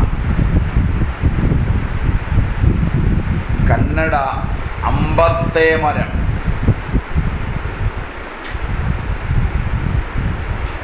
ആമതേക്കായി, വൃക്ഷാമ്ല. എല്ലാം വേറെ വേറെ പേരുകളാണ്. കന്നഡയിൽ ഈ പേരുകളൊക്കെ പ്രസിദ്ധമാണ്. ആമതേക്കായി, വൃക്ഷാമ്ല. തമിഴ് മാമ്പുളിച്ചി, അമ്പളം,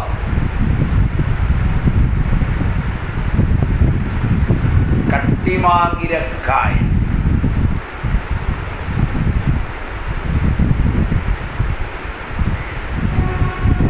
തമിഴ് പ്രാദേശിക വ്യതിയാനത്തിലാണ് ഈ നാമങ്ങൾ വ്യത്യാസപ്പെടുന്നത്. കട്ടിമാകിരക്കായ്. തെലുഗു അടവി മാമിടി,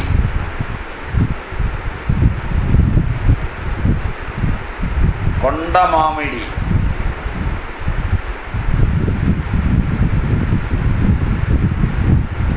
ഭാഷയുടെ സ്വന്തം നാമം ആമ്രാതകമു.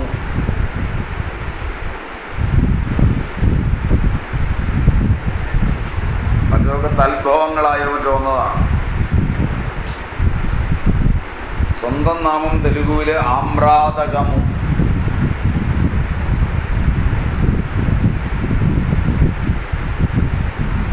ഇന്ത്യയൊട്ടുക്കും കാണപ്പെടുന്ന വൃക്ഷമാണ്.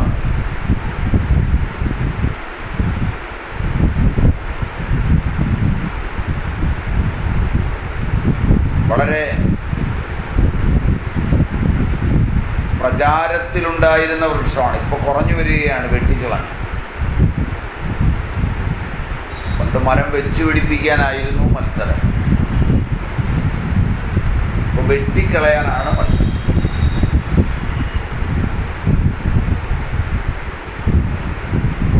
അതിന് വെട്ടി നിരത്താനുള്ള ഉപകരണങ്ങളാണ് ഇപ്പോൾ കൂടുതലുള്ളത്.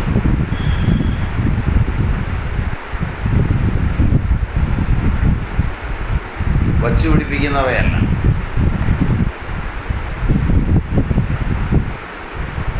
വൈദിക കാലം മുതൽ മരത്തിൻ്റെ തണല്, പച്ചിലച്ചാർത്ത്, അതിൽ സൂര്യപ്രകാശം അടിച്ച് നിഴല് അന്തരീക്ഷത്തിലെ ജലത്തിൽ തട്ടുമ്പോഴാണ് നീലമേലാപ്പുണ്ടാകുന്നത്. ഓകശാസ്ത്രപ്രകാരം അതിലരിച്ച് സൂര്യപ്രകാശം വരുമ്പോഴാണ് ആരോഗ്യമുണ്ടാകുന്നത്.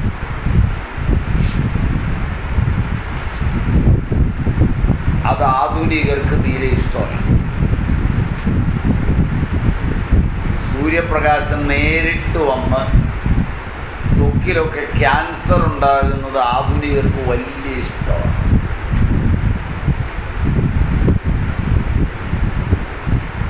അതുകൊണ്ട് വീട്ടുമുറ്റത്ത് പോലും ഒരു ചെടിയല്ല വെച്ചു പിടിപ്പിക്കാൻ ഇഷ്ടപ്പെടുന്നത്. പ്രകാശം മുറ്റത്ത് നിന്ന് പെരക്കകത്തേക്ക് റിഫ്ലക്റ്റ് ചെയ്യുന്ന വിധം സിമൻ്റ് ഇടുക ശരിയല്ല.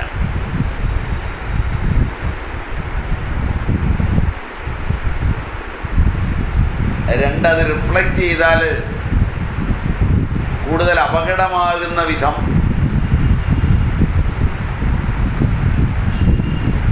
എൻ്റെ പേരെന്തോ എന്തോ എൻ്റെ പേര് അല്ല അതല്ല മറ്റേ നിങ്ങളുടെ ഈ വീടിനൊക്കെ സൈഡിൽ ചില്ലിന് പോലൊരു സാധനം വെക്കുമല്ലോ. ഇപ്പം ഈ റോഡിലെല്ലാം കാണാം കംപ്ലീറ്റ് ചില്ലിട്ട പോലെ തോന്നും. ചില്ലല്ല സാധനം, അക്രിലിക് അല്ലേ? അങ്ങനെയല്ലേ എൻ്റെ പേര്? ഒരു ആക്രിയ സാധനം അല്ലേ? ഒരു സ്ക്വയർ ഫുട്ടിന് 500 1000 രൂപയാണ്. കണ്ടിട്ടില്ല? ഇടയ്ക്കിങ്ങനെ പൊങ്ങിയിരിക്കുന്ന കാണാൻ പറ്റും. മുഴുവൻ AC, ഇത് മുഴുവൻ റിഫ്ലക്റ്റ് ചെയ്ത് ഈ കെമിക്കലിലൂടെ അകത്തെത്തി അകത്തിരിക്കുന്നവൻ മഹാരോഗം വന്ന് മരിക്കണമെന്ന് ആശുപത്രികൾ വരെ അങ്ങനെ ചിത്രീകരിക്കുമ്പോൾ അതിനകത്ത് രോഗമായി ചെല്ലുന്നവൻ കൂടി രോഗം മാറി ഇറങ്ങിപ്പോകരുതെന്ന് നിർബന്ധമുള്ള പോലും.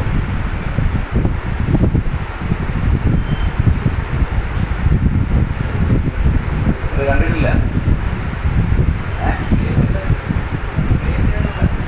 അതിന് അക്രിലിക് എന്നാണ് പറയുന്നത്.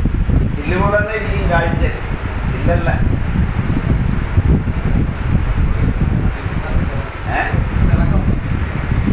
അത് നീലയും വെള്ളയും ഒക്കെ ഉണ്ടെന്ന് തോന്നുന്നു, പച്ചയൊക്കെ ഉണ്ടെന്ന് തോന്നുന്നു.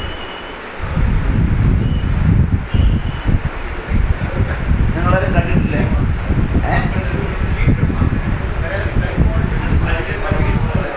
നിങ്ങളുടെ ഈ ഭിത്തി മുഴുവൻ ഇപ്പൊ അവസാനമാണ്. അലുമിനിയം ഫ്രെയിം കൊടുത്ത് അതിനകത്ത് ഇങ്ങനെ ഇട്ട് ഇടയ്ക്കിങ്ങനെ ഓരോന്നിങ്ങനെ പൊങ്ങിയിരിക്കുന്ന കാണാം വലിയ ഫ്ലാറ്റിലൊക്കെ. എന്ത് ഭംഗി! ഒരു ഭംഗിയില്ല.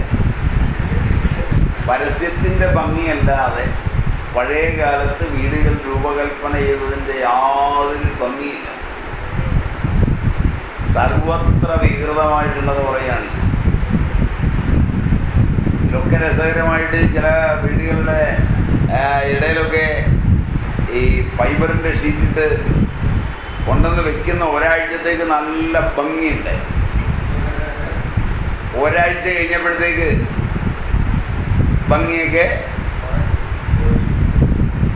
പോയി പായലും പിടിച്ച് നാനാവിധമായിട്ട് കാണുന്ന കാഴ്ചയാണ് കാണുന്നത്. കണ്ടിട്ടില്ല? എനിക്കങ്ങനെയാണ് തോന്നുന്നത്. പിന്നെ പരസ്യത്തിൻ്റെ ഭംഗി വല്ലാത്ത ഭംഗിയാണ്, മനസ്സിലായില്ലേ? അത് രാവിലെ എഴുന്നേറ്റ് മറ്റേ പേരെന്താ, കോൾഗേറ്റ് ഇല്ലേ? അതുകൊണ്ട് പല്ല് തേച്ച് കഴിഞ്ഞാലുള്ള തിളക്കം പരസ്യത്തിൽ ഗംഭീരമാണ്. മോണ വിട്ടുപോവുകയും നാരിപ്പുഴുക്കുകയും ചെയ്യുമ്പോൾ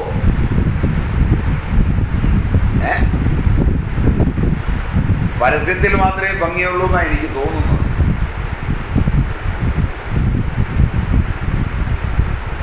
അതോ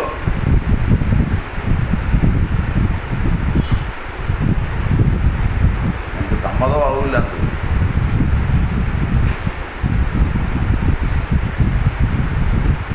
ഈ സോപ്പൊക്കെ തേക്കുമ്പോഴും അങ്ങനെ തന്നെയാണ്. ദേഹത്ത് തേക്കുമ്പോൾ നല്ല തുണിയലക്കുന്നത് നല്ലതാണ്. തുണിയലക്കാനും ഇപ്പോൾ ബാർ സോപ്പൊന്നും പറ്റൂല. നേരത്തെ തേക്കുന്ന സോപ്പാണെങ്കിൽ കൈ കേട് വരാതിരിക്കും.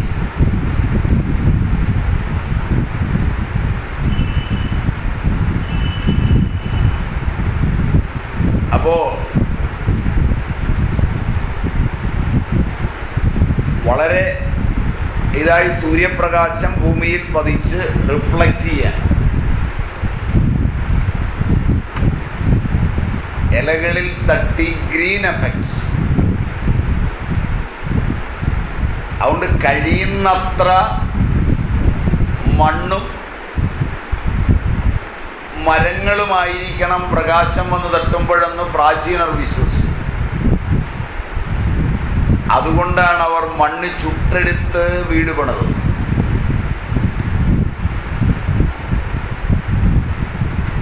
മനസ്സിലായോന്നറിയില്ല. ഓഡിറ്റർ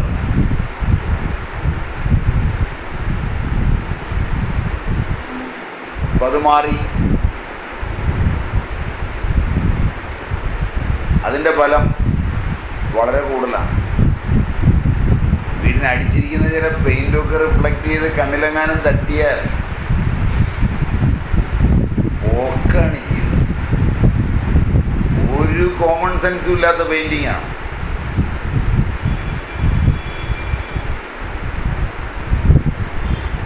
കാശിൻ്റെ ഹുങ്കിനപ്പുറം യാതൊന്നുമില്ല ഇതിനകത്ത്. ചിലർ പെയിൻ്റ് അടിച്ച് ഐസ് കട്ടയ്ക്കൂടെ അടിക്കുന്നെന്ന് പറഞ്ഞ പോലെ മുറ്റത്തിട്ടിരിക്കുന്ന ഇഷ്ടികയ്ക്ക് വരെ പെയിൻ്റ് അടിച്ച് വെച്ചിരിക്കുക.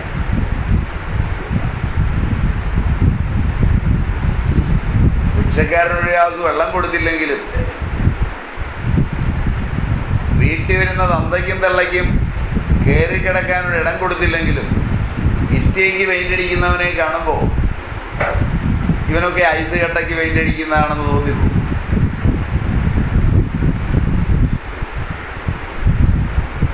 ദേഷ്യം വരുന്നുണ്ടെന്ന് ശരിയല്ലേ? ഇത് കാശാണ്. പൈസ എങ്ങനെ ഉപയോഗിക്കണമെന്നും എന്ത് ചെയ്യണമെന്നും തന്നെ അറിയാൻ വയ്യാത്ത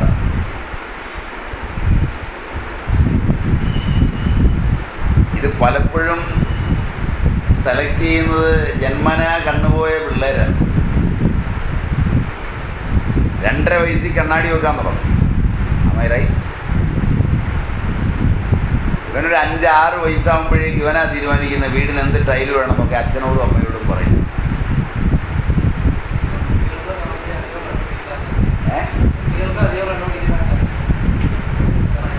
അവരാ ഇപ്പം തീരുമാനം എടുക്കുന്നത്. ശരിയല്ല?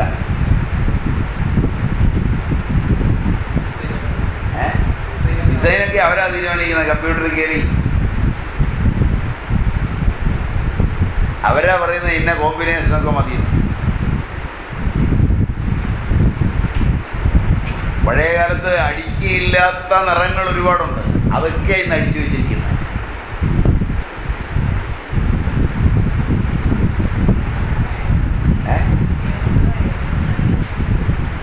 നല്ലത് വളരെ ചെറിയ ഗ്രീൻ, ലൈറ്റ് ഗ്രീൻ നല്ലതാണ്. യെല്ലോ ഒന്നും നല്ലതല്ല.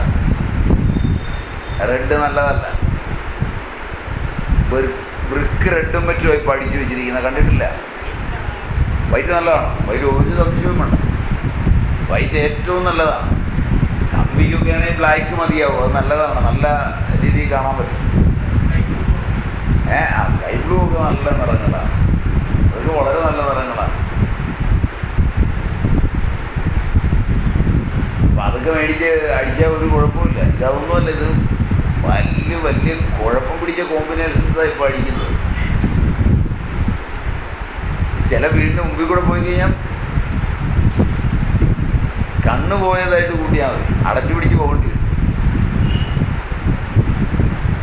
അതിനകത്തപ്പോൾ താമസിക്കുന്നവൻ്റെ കാര്യം ഒന്ന് ആലോചിക്കുക. നമ്മൾ ഒരു ദിവസം നടക്കുമ്പോൾ വിഷമമായി. നിങ്ങളിതുവരെ ശ്രദ്ധിച്ചിട്ടില്ല?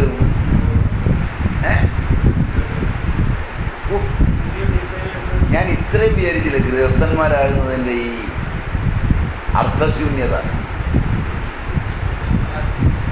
ഞാൻ വിചാരിച്ചു കുറച്ചൊക്കെ എങ്കിലും വിവരം ഗൃഹസ്ഥന്മാരാകുമ്പോൾ ഉണ്ടാകും. കാരണം നിങ്ങളുടെ പിള്ളേരായി ഇത് അനുഭവിക്കുന്നത്. ഞാനൊന്ന് വഴിയെ പോയാൽ എന്നോട് കൂടി തീർന്നു. നിങ്ങളതല്ല. അതുകൊണ്ട് സൂക്ഷിക്കേണ്ടത് നിങ്ങളാണ്.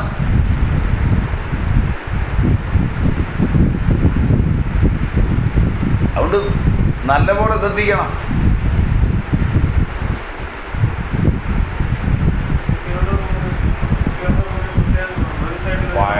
പഠിക്കാനൊക്കെ ഇരിക്കുന്നത് വളരെ സൗമ്യമായ കളറില്ലെങ്കിൽ ഒരക്ഷരം പഠിക്കാൻ പറ്റില്ല. ബ്രെയിൻ പോക്ക. വളരെ സൗമ്യങ്ങളായ കളറുകൾ, പ്രത്യേകിച്ചും പശ്ചാത്തലത്തിൽ ചെറിയ നീലയോ ചെറിയ പച്ചയോ ഒക്കെ ആണെങ്കിൽ വലിയ കുഴപ്പം വരില്ല. അതാകുമ്പോൾ ബ്രെയിനിന് മാറ്റാം ഇഷ്ടാനുസരണം.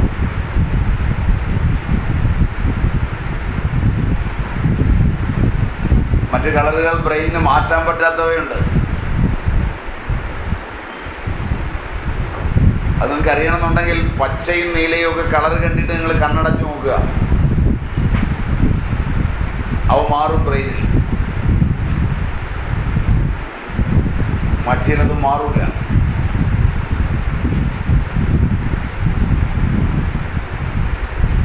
അതുകൊണ്ട് വളരെ സൗമ്യങ്ങളായിരിക്കണം അടിക്കുന്നവർക്ക്. അതിലൊക്കെ നല്ലത് നല്ല ചെടി വെച്ച് ചുറ്റും പിടിപ്പിച്ചാൽ മതി. മതിലയിലൊക്കെ കയറിപ്പോകുന്ന പറ്റിപ്പിടിക്കുന്ന നല്ല പച്ചപ്പുള്ള ചെടികളുണ്ട്, അതാണ് ഏറ്റവും നല്ലത്. പെയിന്റ് അടിക്കുന്നതിനേക്കാൾ ദീർഘകാലം നിൽക്കുകയും ചെയ്യും.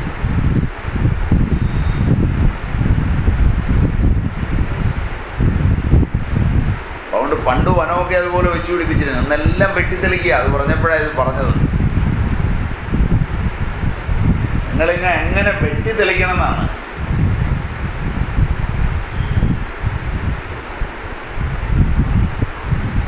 പല ആളുകൾക്കും ഒരു ചെടി നന്നായി പിടിച്ചിരിക്കുന്നതെന്ന് കണ്ണിൽ കാണാൻ പറ്റില്ല. എന്തിനാ നിങ്ങളുടെ തൊഴിലുറപ്പ് പദ്ധതി പോലും വഴിയിലിറങ്ങി ചെത്തി തെളിക്കുക, അവിടെ പോലും ഒരെണ്ണം നിൽക്കരുതെന്നാണ്. ശരിയല്ല.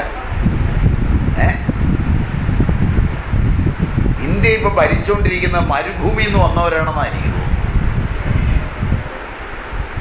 ഭരിച്ച് ഒരു മരുഭൂമിയാക്കി എടുക്കണം എന്ന് ചിന്തിച്ചിരിക്കുന്ന പോലെ.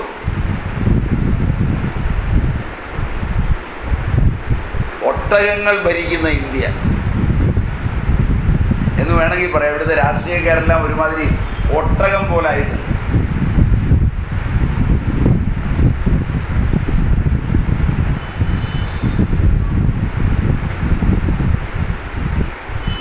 മുള്ളും മരുഭൂമിയും മതി എന്നാണ് ഇവന്മാരുടെ കാഴ്ചപ്പാടെന്ന് തോന്നുന്നു. കള്ളനും കൂടെ എന്ന് പറഞ്ഞാൽ പിന്നെ തമിഴ്നാടായി.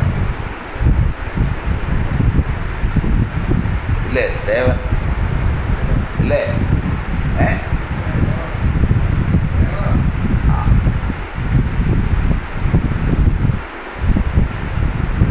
ദേവർ മക്കളാ ഭരിക്കുന്നത്.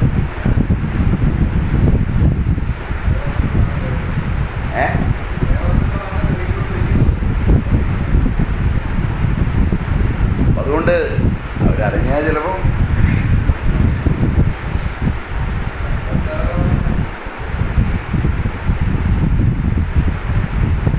അതിൽ ഏറ്റവും നല്ല വൃക്ഷങ്ങളിൽപ്പെട്ടതാണ് അമ്പഴം.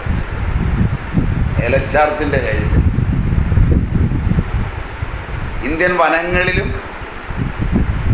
ധാരാളമുണ്ട്. വീടുകളിൽ വെച്ചു പിടിപ്പിക്കുകയും ചെയ്തിരുന്നു. കാരണം ഇതിൻ്റെ കായ വളരെ ഭംഗിയാണ്, അച്ചാറിന് നല്ലതാണ്. അച്ചാറൊന്നുമല്ല അതിൻ്റെ ഏറ്റവും രസമുള്ളത്.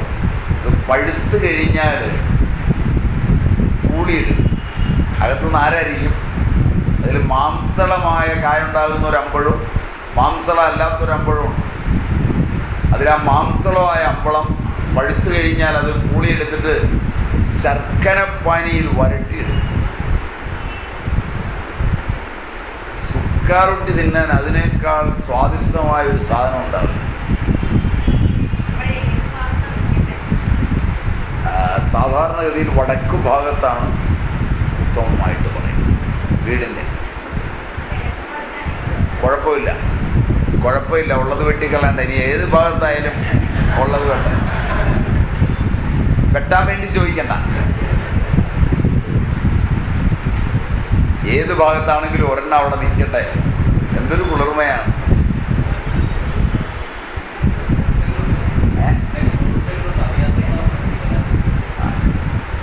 നല്ലതാണ്. അതിൻ്റെ കായ മാത്രമല്ല, അതിൻ്റെ എല്ലാ പറിച്ച് ചമ്മന്തി അരച്ചാൽ പോലും നല്ല ടേസ്റ്റാണ്.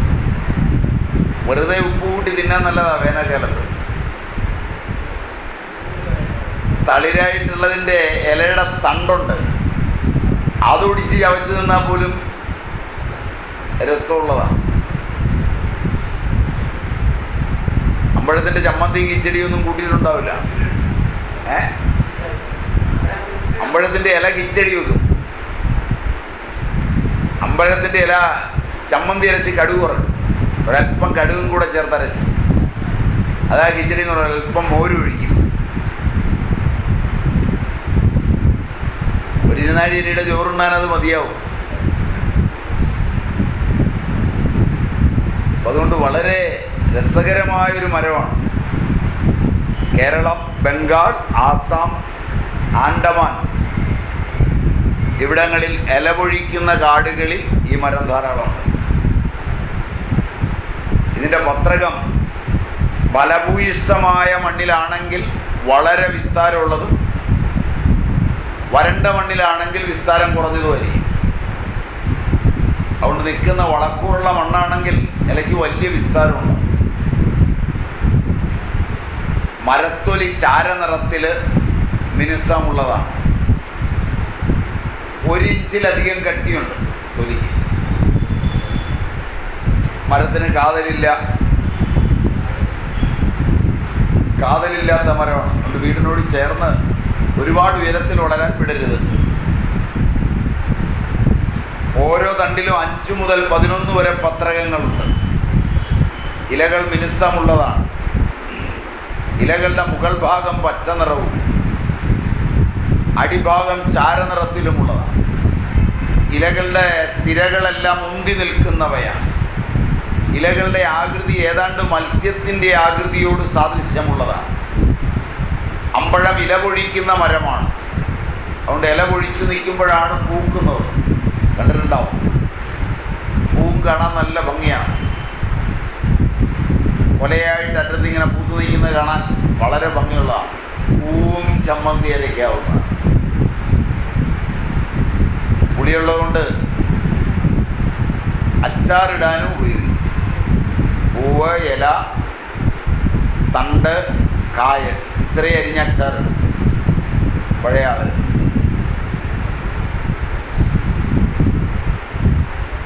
പൂത്തു നിൽക്കുന്ന അമ്പഴങ്ങൾ ഇല പൊഴിഞ്ഞ് നിൽക്കുമ്പോൾ ഏറ്റവും മനോഹരമാണ്. മാർച്ച് മാസത്തോടെയാണ് പൂക്കുന്നത്. കുലകളായി പൂക്കതിരുകൾ തടിയിലും ശാഖകളിലും ശാഖാഗ്രങ്ങളിലും ഉണ്ടാവും. വെളുത്തു മങ്ങിയ പൂക്കളാണ്. സെപ്റ്റംബറോടുകൂടി പഴങ്ങൾ പാകമാവും. ശർമ്മിലമായ വിത്താണ് എന്ന് പറഞ്ഞാൽ ചകിരി പോലുള്ള വിത്താണ്. അത് ചകിരി ചുറ്റിയ പോലാണ് കാണപ്പെടുന്നത്. കട്ടിയുള്ള തൊലിയും മാംസളമായ കഴമ്പുമുണ്ടാവും. പഴം മഞ്ഞ നിറമാണ്. അമ്പഴങ്ങളിൽ നല്ല മധുരമുള്ള ഒരു വിഭാഗമുണ്ട്.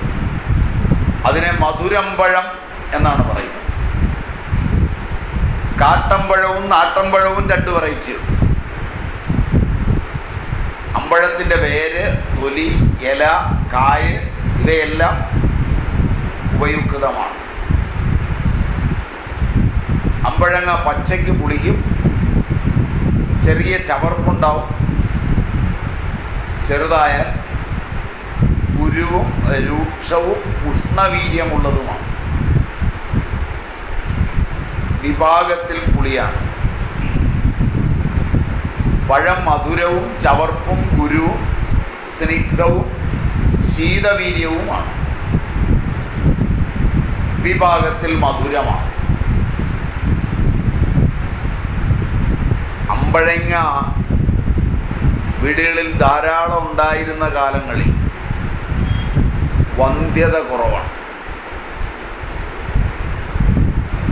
അതുകൊണ്ട് അമ്മമാർ ആൺകുട്ടികൾക്ക് ഇത് ധാരാളം കൊടുക്കും. കാരണം വൃശ്യമാണ്. പൗരുഷം കൂടുന്നതിന് പറ്റിയ ഒന്നാണ് അമ്പഴങ്ങ. വൃശ്യമാണ്. അമ്പഴങ്ങ, വിളഞ്ഞ കരിക്ക്, ഇത് രണ്ടും കേരളത്തിൽ അമ്പഴങ്ങ ധാരാളം പുരുഷ ശിശുക്കൾക്ക് കൊടുക്കും. അത് നിങ്ങൾ നോക്കിയാൽ കേരളത്തിൽ തിരുവനന്തപുരം ഒഴിച്ച് ബാക്കിയുള്ളിടത്താണ് ഇങ്ങനെ കൊടുത്തു കാണുന്നത്. തിരുവനന്തപുരത്ത് കൊടുക്കൂല. തിരുവനന്തപുരത്ത് ആൺകുട്ടികൾക്ക് മഞ്ഞപ്പുല്ല് കൊടുക്കും. തിരുവനന്തപുരം ഒഴിച്ചുള്ള ജില്ലകളിൽ ആൺകുട്ടികൾക്ക് മഞ്ഞപ്പുല്ല് കൊടുക്കില്ല, പെൺകുട്ടികൾക്കേ കൊടുക്കുള്ളൂ. കേട്ടിട്ടുണ്ടോയെന്നറിയില്ല. ആൺകുട്ടികൾക്ക് കായ ഉണക്കി പൊടിച്ചു വെച്ചാണ് കൊടുക്കുക. മഞ്ഞപ്പുല്ലെന്ന് പറഞ്ഞാൽ അറിയുമെന്നറിയില്ല, റാഗി. അത് പെൺകുട്ടികൾക്കേ കൊടുക്കുള്ളൂ, ആൺകുട്ടികൾക്ക് കൊടുക്കില്ല. ഓപ്പൊടിയൊക്കെ രണ്ടുപേർക്കും കൊടുക്കും. ഇത് കാരണം സ്ത്രൈണ ഹോർമോണുകളെ ഉത്തേജിപ്പിക്കും. ആണിനെ കണ്ടാൽ ഒരുമാതിരി പെണ്ണ് പറയുന്നിടത്ത് തുള്ളുന്നതായിട്ട് മാറും. അതുകൊണ്ടാണ് തിരുവനന്തപുരത്തേക്ക് ആണുങ്ങളെ അധികം വിടൂല പഴയ ആളുകൾ. ഇങ്ങനെയൊക്കെ നിങ്ങൾ കേട്ടിട്ടുണ്ടോയെന്നറിയില്ല.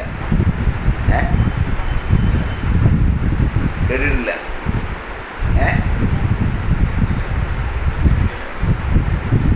എന്നാ ഇപ്പൊ കേട്ടില്ലേ? ഇങ്ങനെയൊക്കെ പഴയ വിശ്വാസങ്ങൾ പ്രാദേശികമായി വരെയുണ്ട്. അതിൽ അമ്പഴം വൈകുന്നേരമാകുമ്പോൾ കിടക്കുന്നതിന് മുമ്പ് ഒരു കരിക്ക്, വിളഞ്ഞ കരിക്ക്, ഇളനീരല്ല, തേങ്ങയല്ല, മണ്ണങ്ങ. മണ്ണങ്ങ നല്ല നായരല്ലേ ചോദിച്ചേ? പെടല, പുളിങ്ങല, കല്ലേ വെച്ചാൽ തെങ്ങ കയറുന്നു. ഇപ്പൊ ചോദിച്ച ആളുകളോട് ചോദിച്ചാൽ മതി. പെടല തേങ്ങ എന്നാണ് പറയുക. മനസ്സിലായില്ല? അത് കഴിച്ച് ശീലമുള്ളവരെ പെടല നായർ എന്ന് വിളിക്കും. നായന്മാർ ക്ഷമിച്ചേക്കുക.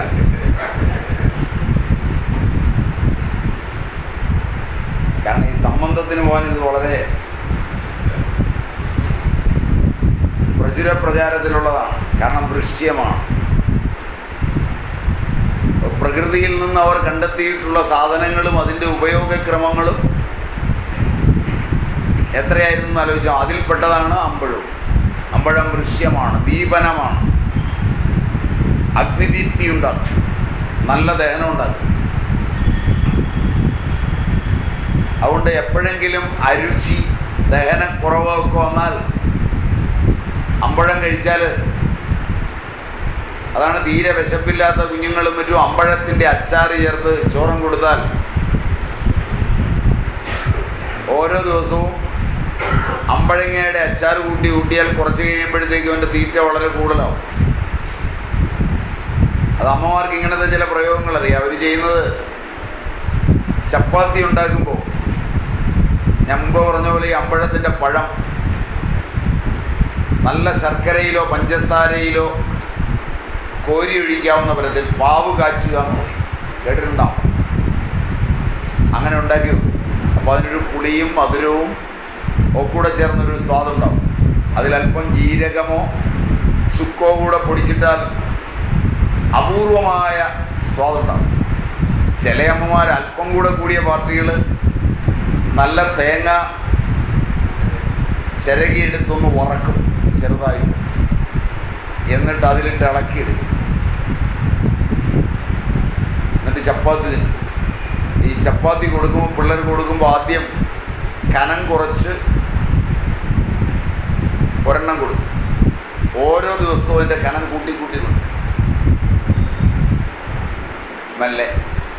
എന്നിട്ട് ഈ കനം കൂട്ടിക്കൊണ്ടുവന്ന് ഏറ്റവും വലുതാക്കി കഴിയുമ്പോൾ, ഒരു 3 ചപ്പാത്തിക്കുള്ള കനത്തിൽ കൊടുത്തു കഴിയുമ്പോൾ ഈ അമ്മ ഒരു കാര്യം ചെയ്യും, ആദ്യത്തെ കനത്തിലേക്ക് തിരിച്ചു.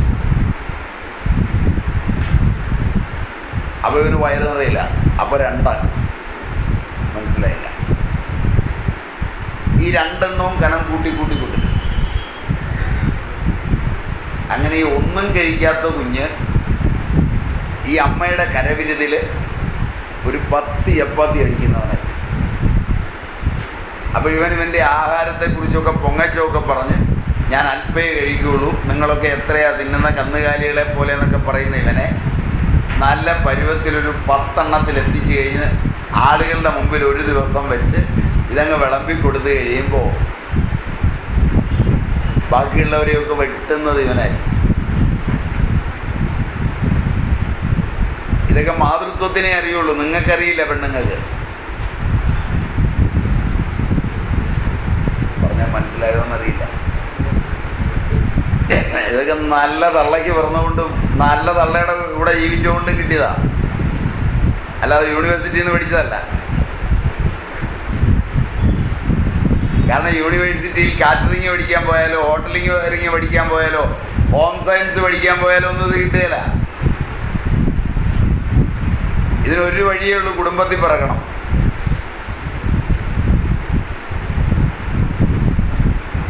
നിങ്ങൾക്ക് എങ്ങനെ തോന്നുന്നു എന്ന് എനിക്കറിയില്ല. അയ്യരാണെ ഇത് കുറ്റിയിട്ടിരിക്കുക, പുറത്തുനിന്നാണോ എന്നാണ് എൻ്റെ പേടി. Am I right? Am I right? അവിടെ നല്ലപോലെ മനസ്സിലാക്കിയെടുക്കുക. ഇങ്ങനെ ഒരുപാട് പ്രയോഗങ്ങൾ പഴയ അമ്മമാർക്കറിയാം. അതൊക്കെ വിഷയപ്രയോഗങ്ങളാണ്. അപ്പോൾ ഇതിനൊന്നും സൈക്കാട്രിസ്റ്റിനെ കാണാനും പിന്നെ പ്രമോദിൻ്റെ ആശുപത്രി പോകാനൊന്നും പോകണ്ട, പ്രമോദിനെ ഒന്നും കാണണ്ട,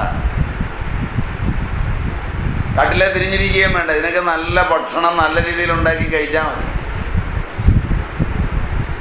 പ്രമോദും അല്ലേ അല്ലേ? വഴിയിലൊക്കെ ക്ലിനിക്, അവിടെ ഒന്നും പോകണ്ട. അത് നല്ല ഭക്ഷണം ഉണ്ടാക്കി നല്ല രീതിയിൽ മധുരോദാരമായി ഭർത്താവിന് മകനൊക്കെ കൊടുക്കാൻ പറ്റിയാൽ മതി. കുടുംബം സ്വസ്ഥമായി ഓടും. അറിയാമല്ലെങ്കിൽ എഴുതിയെടുത്തുകൊണ്ട് പോകും. വൃശ്യമാണ്, ദീപനമാണ്, ബലവർദ്ധകമാണ്, ത്രിദോഷഹരമാണ്, വിരേചനീയമാണ്. വാതപിത്ത കഫങ്ങളെയൊക്കെ സാമീകരിക്കുന്നതാണ്. ത്രിദോഷഹര ഔഷധങ്ങളിൽ ഉത്തമമാണ്. അതുകൊണ്ട് ഒരമ്പഴം അനിവാര്യമായി വെച്ച് പിടിപ്പിക്കണം എന്നുള്ളതാണ് ഇതിൻ്റെ വഴി. വീട്ടിലൊരമ്പഴം ഉണ്ടാവുക. ഒട്ടു വളരെ രോഗങ്ങളും പ്രശ്നങ്ങളും എന്തിന് അമ്പഴം മുറ്റത്ത് നിന്നാൽ നിങ്ങളുടെ വീട്ടിനകത്തെ ഭാര്യാഭർത്തൃ ബന്ധത്തിൻ്റെ വഴക്കുകൾ വരെ തീർക്കാം. അത്ര ഉത്തമമാണ്. കായുടെ കഴമ്പിന് ആദ്യം അമ്പഴത്തിൻ്റെ വേരിന്മേൽ തൊലി ഗ്രഹണിക്കും അതിസാരത്തിനും ഉപയുക്തമാണ്. ഗ്രഹണി, അതിസാരം, വയറിളക്കം വന്നാൽ അമ്പഴത്തിൻ്റെ തൊലി മതി.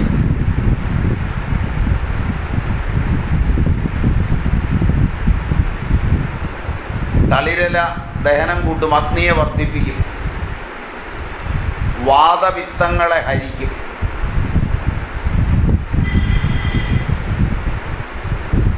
കായുടെ കഴമ്പിന് പുളിരസമുണ്ട്. നല്ല ബന്ധന ഗുണമുള്ളതാണ്. അതുകൊണ്ട് ഒടിഞ്ഞാലൊക്കെ വെച്ച് കെട്ടാൻ കൊള്ളാം. ഒടിവ് ചതവിനൊക്കെ വെച്ച് കിട്ടും. സമയം എന്തായി? നല്ല കഴിഞ്ഞിട്ടുണ്ട്. അപ്പോൾ കുറച്ച് ഇരുവെന്നറിയാനാ നോക്കി. കഴമ്പിന് പുളിരസമുണ്ട്, നല്ല ബന്ധന ഗുണമുള്ളതാണ്. പിത്തഗ്രഹണിക്ക് കായ ഉത്തമമാണ്. തൊലിക്ക് പുളിയും ചവർപ്പുമുണ്ട്. തൊലിയുടെ കഷായം ചുരത്തിന് നല്ലതാണ്. പ്രത്യേകിച്ച് എല്ലാത്തരം വൈറസ് കൊണ്ടുണ്ടാകുന്ന ജ്വരത്തിന്. മഴക്കാല രോഗങ്ങളെ നിയന്ത്രിക്കാൻ ഏറ്റവും ഫലപ്രദമാണ് അമ്പഴത്തിൻ്റെ തൊലി. മഴക്കാല രോഗങ്ങൾ തുടങ്ങിയിട്ടുണ്ട്. അതുകൊണ്ട് കുറേ അങ്ങാടി മരുന്നുകൾ വീട്ടിൽ വാങ്ങിച്ചു വെക്കണം. അത്യാവശ്യം രോഗം വരാൻ കാത്തിരിക്കരുത്. പതിവായി അന്തരീക്ഷം ശുചിയായിരിക്കാൻ പുകയ്ക്കണം. ഗുൽഗുലു പുകയ്ക്കുന്നത് നല്ലതാണ്. മേടിച്ച് വെള്ള കുന്തിരിക്കം പുകയ്ക്കുന്നത് ഉത്തമമാണ്. വെള്ള പൈനിൻ്റെ കറ.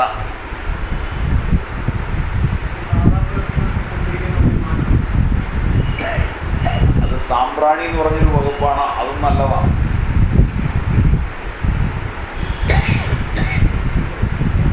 അത് ഉത്തമമാണ്. വെള്ളക്കുന്തിരിക്കത്തിന് കുറച്ചുകൂടെ ശക്തി കൂടും.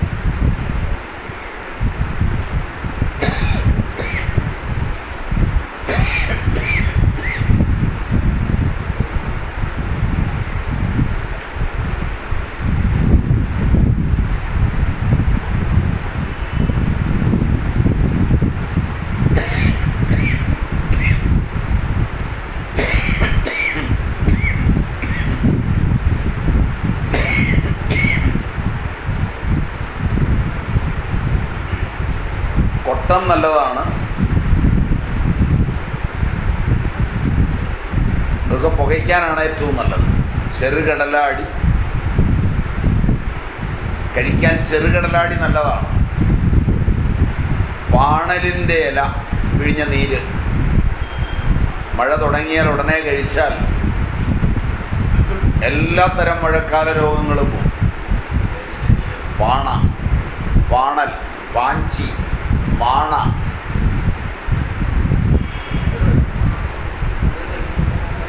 ഒരു 10 ml മാക്സിമം ഇതിനെ കഴിച്ചാൽ മതി. കിരിയാത്ത്, കൊത്തമല്ലി, ദേവതാരം, ചുക്ക് കഷായം വെച്ച് കഴിച്ചാൽ ഉത്തമമാണ്. പർപ്പടകപ്പുല്ല്, മുത്തങ്ങ, കടുകുരോഹിണി, കടുക്കാത്തോട്, ചിറ്റമൃത്, ചുക്ക്, കിരിയാത്ത് ഓരോന്നും തനിച്ചോ 2 എണ്ണം വീതമോ 3 എണ്ണം വീതമോ 4 എണ്ണം വീതമോ 5 എണ്ണം വീതമോ 6 ചേർത്തോ കഴിക്കാം. എല്ലാ പെർമ്യൂട്ടേഷൻ കോമ്പിനേഷനും അതിൻ്റെ നല്ലതാണ്. മഴക്കാല രോഗങ്ങളിൽ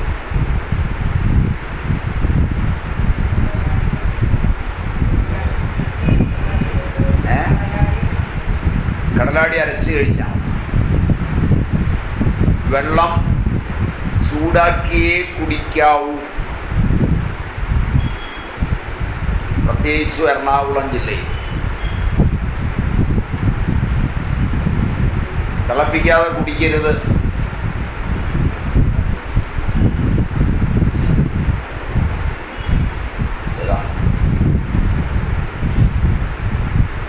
അതിൽ അമ്പഴത്തിൻ്റെ തോലിട്ട് വെള്ളം തിളപ്പിച്ച് കുടിച്ചാലും മഴക്കാല രോഗങ്ങളെ നിയന്ത്രിക്കാം. അമ്പഴത്തിൻ്റെ പഴം പുളിയും ചവർപ്പും മധുരവുമാണ്. ഇത് ഉഷ്ണവീര്യവും ഗുരുവും സ്നിഗ്ധവുമാണ്. പഴം വാത പിത്ത കഫങ്ങളെ ഉണ്ടാക്കുന്നതാണ്, വർദ്ധിപ്പിക്കുന്നതാണ്. അതുകൊണ്ട് അതിൻ്റെ കുറവുള്ളതിന് കൂട്ടാനത് നല്ലതാണ്. അമ്പഴത്തിൻ്റെ തൊലി അർശസിന് നല്ലതാണ്. തിളപ്പിച്ച് വെള്ളം കുടിച്ചാൽ മതി.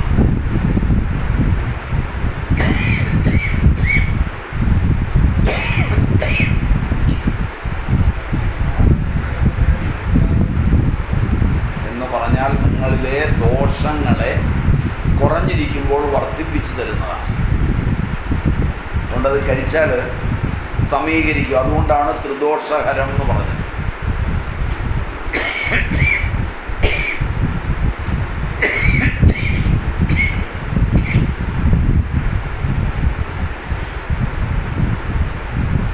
അമ്പഴത്തിൻ്റെ തൊലി സ്കർവിയിൽ നല്ലതാണ്. വിഷമപ്രസവത്തിൽ അമ്പഴവേര് വളരെ ഫലപ്രദമാണെന്ന് പഴയ സൂതകർമ്മിണികൾക്ക് അനുഭവമുണ്ട്. അവരുപയോഗിച്ചിട്ടുള്ള ഒരു പ്രധാന ഔഷധമാണ് അമ്പഴത്തിൻ്റെ പേര് സുഖപ്രസവത്തിന്. രക്ത അതിസാരത്തിന്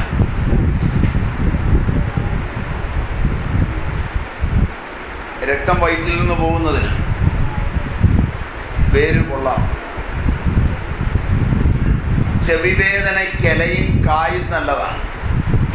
ഇല പിഴിഞ്ഞ നീര്, ഇല വാട്ടിപ്പിഴിഞ്ഞ നീര്, കായ പിഴിഞ്ഞ നീര്, കായ വാട്ടിപ്പിഴിഞ്ഞ നീര്, ഇലയോ കായോ രണ്ടും ചേർത്തോ എണ്ണ കാച്ചിയത്, അമ്പഴത്തിൻ്റെ ഇല അരിഞ്ഞിട്ട് മൂപ്പിച്ച എണ്ണ, അതെല്ലാം ചെവിയിലുറ്റിക്കാൻ നല്ലതാണ്. പച്ചക്കായ പുളിരസവും ഗുരുവും രൂക്ഷവും സ്നിഗ്ധവും ഉഷ്ണവീര്യവും വിഭാഗത്തിൽ പുളിയുള്ളതുമാണ്. പതിവായി കഴിച്ചാൽ ക്രമമായി വിരേചനമുണ്ടാവും. അതുകൊണ്ട് ക്യാൻസർ രോഗങ്ങളിലും ഇതര രോഗങ്ങളിലുമൊക്കെ മലബന്ധം കൂടുമ്പോൾ അമ്പഴങ്ങ കൊടുത്താൽ മതി. വാതഹരവുമാണ്. അരുചി മാറാൻ ഏറ്റവും നല്ലതാണ് അരോചകം. ആധുനികന്റെ മുഖം വികൃതമാകുന്നതും കണ്ണുകളുടെ പ്രസരിപ്പ് നഷ്ടപ്പെടുന്നതും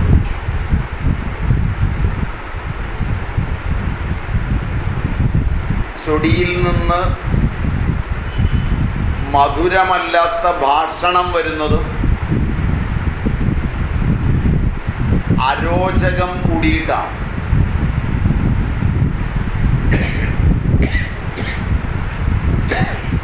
ജീവിതത്തിന് തന്നെ രുചിയില്ലാതെ വരിക, ആഹാരത്തിന് രുചിയില്ലാതെ വരിക.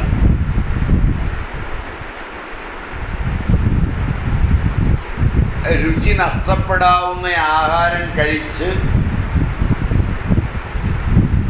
ശീലമാവുകയും നാവിൻ്റെ രുചിയറിയിക്കുന്ന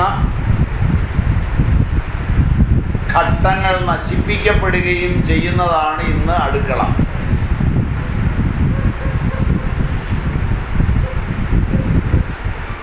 വിനാഗിരി, കടുത്ത എരിവ്, ഔഷധങ്ങളായി ഉപയോഗിക്കുന്ന രൂക്ഷതയുള്ള വീര്യം കൂടിയ ജാതിക്ക, ജാതിപത്രിയും എലവങ്ങം, എലവങ്ങം, എലവങ്ങം എന്ന് പറയുമ്പോൾ കറുവാപ്പട്ട, പിന്നെ ഏലത്തരി, ഇങ്ങനെയുള്ളതെല്ലാം ഇന്ന് നിങ്ങളുടെ അടുക്കളയിലെ പ്രധാന സാധനങ്ങളാണ്. അത് ഉപയോഗിച്ചവനൊരു ചായയുടെ സ്വാദറിയാൻ പറ്റില്ല.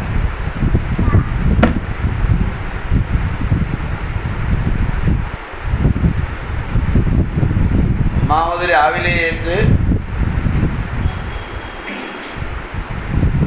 അധികമായ ക്ലോവ് ഓയിൽ ചേർന്ന പല്ല് തേക്കുന്ന സാധനങ്ങൾ, അത് തേച്ച് കഴിഞ്ഞാൽ 1 മണിക്കൂർ നേരത്തേക്ക് ഒരു രുചിയും കിട്ടില്ല. അത് തേച്ചേച്ച് വന്ന് ചായ കുടിച്ചിട്ട് ഒരു കാര്യമില്ല. തേച്ച് കഴിയുമ്പോൾ തന്നെ അവൻ്റെ മുഖം വക്രിക്കും. പ്രസാദാത്മകത നഷ്ടപ്പെടും. ഈ കൊച്ചു പിള്ളേരെയൊക്കെ നോക്കിയാൽ ഈ തള്ളമാര് പിടിച്ച് ആദ്യം അവർക്ക് ഇഷ്ടപ്പെട്ടിട്ടില്ല, നിർബന്ധപൂർവം പിടിച്ച് ഈ സാധനം കൊണ്ട് തേപ്പിക്കും. അത് കഴിഞ്ഞാൽ എൻ്റെ മുഖം പോയി.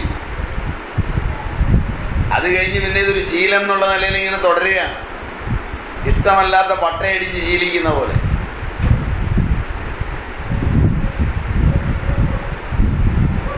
ചിരിക്കുന്ന ഞാൻ നുണ പറഞ്ഞാണോ? ചിരിക്കുന്ന കണ്ടപ്പോൾ എനിക്കൊരു ശങ്ക. ഞാൻ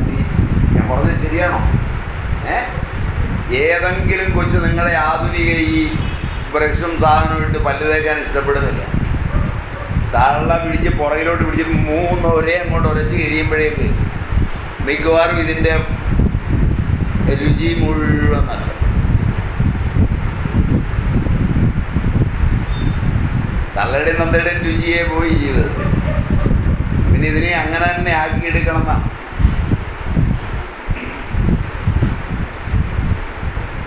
ആലോചിക്കുന്നു, നിങ്ങൾ ചെയ്യുക, ഞാൻ കാണുക. അതുകൊണ്ട് പറഞ്ഞതാണ്. ഒടേതമ്പുരാൻ എന്നെ അനുഗ്രഹിച്ചുകൊണ്ട് എനിക്ക് ഈ പണിയൊന്നും കാണിക്കാതെ, ഈ പാപമൊന്നും വലിച്ചു വെക്കാതെ ഈ ഭൂമിയിൽ നിന്ന് പോവാം. ജന്മപാപികളായ നിങ്ങൾക്ക് എങ്ങനെ മോക്ഷം കിട്ടുമെന്ന് ആലോചിച്ചാണ് ഞാൻ ചിരിക്കുന്നത്.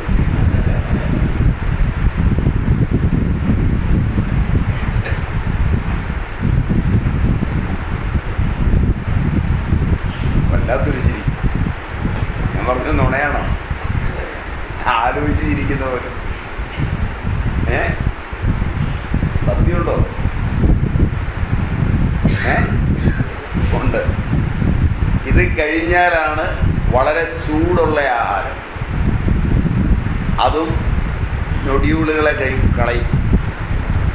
അതിൽ ചിലർക്കൊരു സൂക്കേടും കൂടെ ഉണ്ട്. നല്ലപോലെ മുളകരച്ചിട്ട് അത് കൂട്ടി കപ്പയോ മറ്റ് സാധനങ്ങളോ തിന്നുകൊണ്ട് നല്ല ചൂട് കട്ടൻ കാപ്പി ഒരു കുടി കുടിക്കും. പിന്നെ ഒരു സാധനത്തിൽ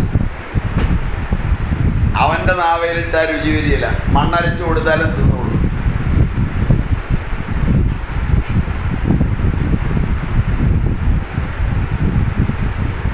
നല്ല എരിവുള്ള എന്ന് പറഞ്ഞാൽ കൈ കടിച്ചു പോകുന്ന എരിവുള്ള മത്സ്യവും മാംസവും കപ്പയും ഒക്കെ എടുത്തു വെച്ച് അതിൻ്റെ കൂടെ നാവിൻ്റെ മുഴുവൻ രുചിഭേദങ്ങളും ഗ്രഹണി വരെ ഡുവോഡിനം വരെ കംപ്ലീറ്റ് തൊലിയും പോകാൻ പറ്റിയ പട്ട. മനസ്സിലായില്ല?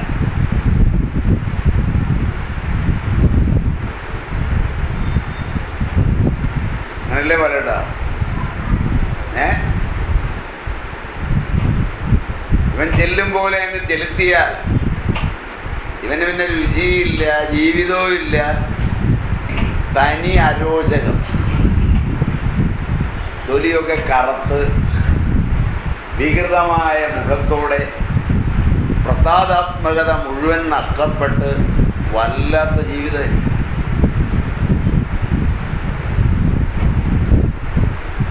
എന്നിട്ട് ഇവനെയൊക്കെ കൊണ്ടുവന്ന് ഇവളെയൊക്കെ കൊണ്ടുവന്ന് ബ്യൂട്ടി പാർലറിൽ കൊണ്ടുപോയിട്ട് എന്തുമാത്രം ആവി അടിച്ചാലും ഇതൊക്കെ നേരെയാവും.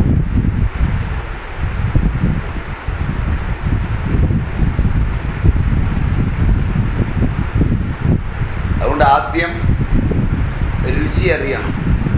അതിന് ഏറ്റവും രുചി ഉണ്ടാക്കുന്നതിൽ ഏറ്റവും നല്ലതാണ് അമ്പഴത്തിൻ്റെ കായ. നല്ല പോലെ വിരേചനം ഉണ്ടാക്കും, വാതകരമാണ്, അരോചകത്തിന് ഏറ്റവും ഉത്തമമാണ്. അത്തം നക്ഷത്രവും അമ്പഴവും തമ്മിൽ സ്വഭാവത്തിലും സാമ്യമുണ്ട്. കാമി കുശലോ വാഗ്മി ചോരോ വിദ്വാൻ വിദേശനിരതശ്ച ഉത്സാഹി നിർവദിഷ്ഠോ നിർഭയ ലജ്ജോരിഹർക്കതേ ഭവതി.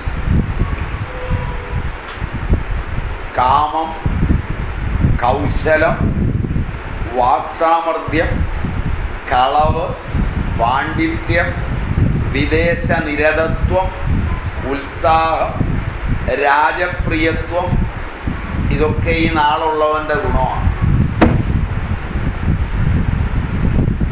ഈ നാളുകാർ നല്ല കള്ളന്മാരും നല്ല പണ്ഡിതന്മാരുമാണ്. അത് ഈ നാളിൻ്റെ ഗുണമാണ്. വെളിയിൽ പോകും, അവനെങ്ങനെയെങ്കിലും അവൻ നീക്കി നടന്നിരിക്കുക. അതല്ല ഈ നാളിൻ്റെ ഗുണമാണ്. മിക്കവാറും ഈ പോക്കും വരവുമൊക്കെ ആയിട്ട് നടക്കുന്നവരെ നോക്കിയാൽ മതി. അവർ കയ്യിലൊന്നും ഇല്ലെങ്കിലും അവർ പോവുകയും വരികയൊക്കെ ചെയ്തു. അവരോടൊക്കെ പോയി ചോദിച്ചോളുക, നാളെ ഏതാണെന്ന് ചോദിച്ചോളുക, അത്തം എന്ന് പറയുമോ നോക്കുക. ഉത്സാഹി ധൃഷ്ടപാദവോ അഘൃണി തസ്കരോ ഹസ്തേ എന്ന് വരാഹവീരൻ ഇവരെ പറ്റി പറയുന്നു. ഇവർ കുടിയേറ്റത്തിൽ വളരെ താല്പര്യമുള്ളവരാണ്. ഈ നാട്ടിൽ നിന്നൊക്കെ കുടിയേറിപ്പോയ ആദ്യ പിതാക്കന്മാരെ നോക്കിയാൽ അത് നല്ല ശതമാനം അത്തം നാളുകാരാണെന്നാണ്. നിങ്ങളൊരു അന്വേഷണം നടത്തിയോ, എന്നിട്ട് തീരുമാനിച്ചു. സംഭാഷണ ചതുരരാണ്. ഏത് അത്തം നാളുകാരൻ്റെ അടുക്കയിരുന്നാലും അവൻ വർത്തമാനം പറഞ്ഞ് വയറ് നിറച്ചു വിടും. നിങ്ങൾക്കൊന്നും തന്നില്ലെങ്കിൽ. നല്ല ഭാഷയെ പറഞ്ഞാൽ അവൻ ഒലക്ക കൊണ്ട് നിങ്ങളെ കോണക മുടിപ്പിച്ചു. അതാണ് മലയാളത്തിൽ പറയുക. പരിചയമുള്ളവരെയൊക്കെ നോക്കൂ.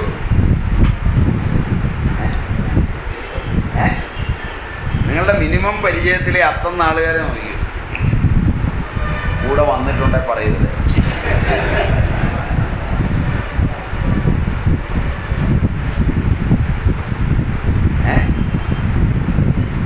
ശരിയാണോ?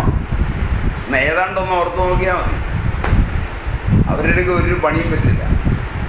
ഓഫീസർ വേറെ ആളുകളുടെ അടുക്കലൊക്കെ ചിലപ്പം ജഗജില്ലയായിട്ട് അടിച്ച് ഇവനെ ഫിറ്റാക്കും എന്നുള്ള മട്ടി വരും. ഇവനൊരു 2 മിനിറ്റ് വർത്തമാനം പറയുമ്പോഴേ ഉച്ചയായിട്ട് ഓഫീസർ ഇറങ്ങി ചെല്ലുമ്പോൾ അതൊക്കെ വലിയ ബഹളം കാത്തു നിന്നും ചോദിക്കുക, എന്തായി സാറേ? ചേട്ടാ നമ്മൾ വിചാരിച്ച പോലൊന്നും അല്ലേ, സാറ് കാര്യമാണ്. ഈ നാളുകാരൻ്റെ മിടുക്കാണെന്നാണ് പറയുക. അതുകൊണ്ട് സംഭാഷണ ചതുരന്മാരാണ്. വേറുള്ളവരുടെ തെറ്റുകൾ ഇങ്ങനെ കണ്ടുപിടിക്കുന്നതിൽ ഇവന്മാരുടെ കഴിവ്.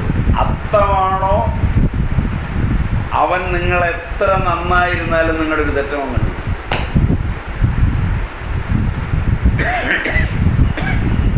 നാളെ ചോദിച്ചിട്ട് മതി. നിങ്ങളോട് വേറൊരുത്തൻ്റെ തെറ്റിങ്ങനെ പറഞ്ഞു തുടങ്ങിയാൽ ഉടനെ ചോദിക്കാം, നാളെ ഏതാ സുഹൃത്തെ?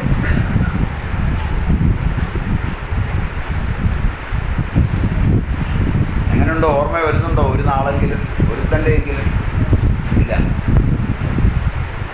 ശരി പോലുണ്ടോ? ചെറുതായിട്ടെങ്കിലും ശരി പോലുണ്ടോ? അവരിങ്ങനെ ഭൂതക്കണ്ണാടി വെച്ച് കണ്ടുപിടിക്കുന്ന പോലെ മറ്റുള്ളവരുടെ തെറ്റ് കണ്ടുപിടിക്കും. ഒരു തെറ്റും വേണ്ട, കണ്ടുപിടിച്ചിരിക്കും.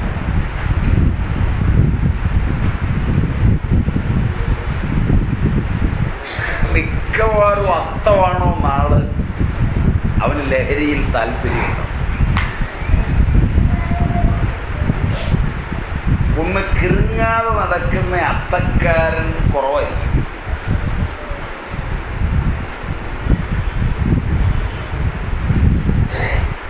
ആലോചിച്ച് നോക്കൂ. അവൻ എവിടെ പോയാലും ആ ശീലം കാരണം ഒന്ന് ഒളിഞ്ഞു നോക്കും. പിന്നെ ഒരുമാതിരി ഊളിയിട്ട് പോകുന്ന പോലെ നേരെ അകത്തോട്ട് പോകും.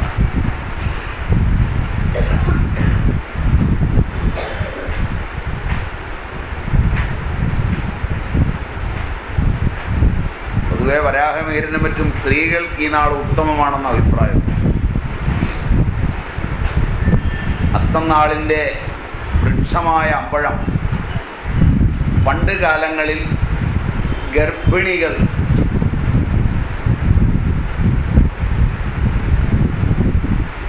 അവരുടെ പുളികുടി എന്നൊരു പ്രയോഗമുണ്ട്, അതിനുപയോഗിച്ചു. അതിന് അമ്പഴമാവ് ഉപയോഗിച്ചു. പഴയ കാലങ്ങളിൽ ഏറ്റവും നന്നായി ഉപയോഗിച്ചിട്ടുള്ളത് അമ്പഴമാണ്. വാതപിത്തങ്ങളിൽ അമ്പഴങ്ങ നല്ലതാണ്, ദാഹത്തിന് നല്ലതാണ്, ജ്യൂസ് അടിക്കാൻ വളരെ നല്ലതാണ്. പച്ചയും നല്ലതാണ്, പഴവും നല്ലതാണ്. പച്ചയും ജ്യൂസ് അടിക്കാം, പഞ്ചസാരയൊക്കെ ഇട്ട് ജ്യൂസ് അടിച്ച് കുടിക്കാം. പഴയ ആളുകൾ അമ്പഴങ്ങ ചെറുത് പിഞ്ചെടുത്തിട്ട് അടിക്കും.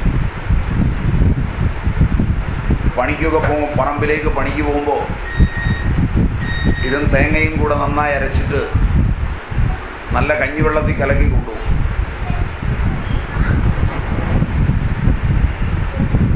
കുളിച്ച കഞ്ഞിവെള്ളം തീരുമ്പോൾ പറമ്പിൽ പണിക്ക് പോകുന്നവരിതാ കൊണ്ടുപോയിരുന്നത് ഒരു സീസണിൽ മുഴുവൻ. നല്ല എനർജൈസറാണ്.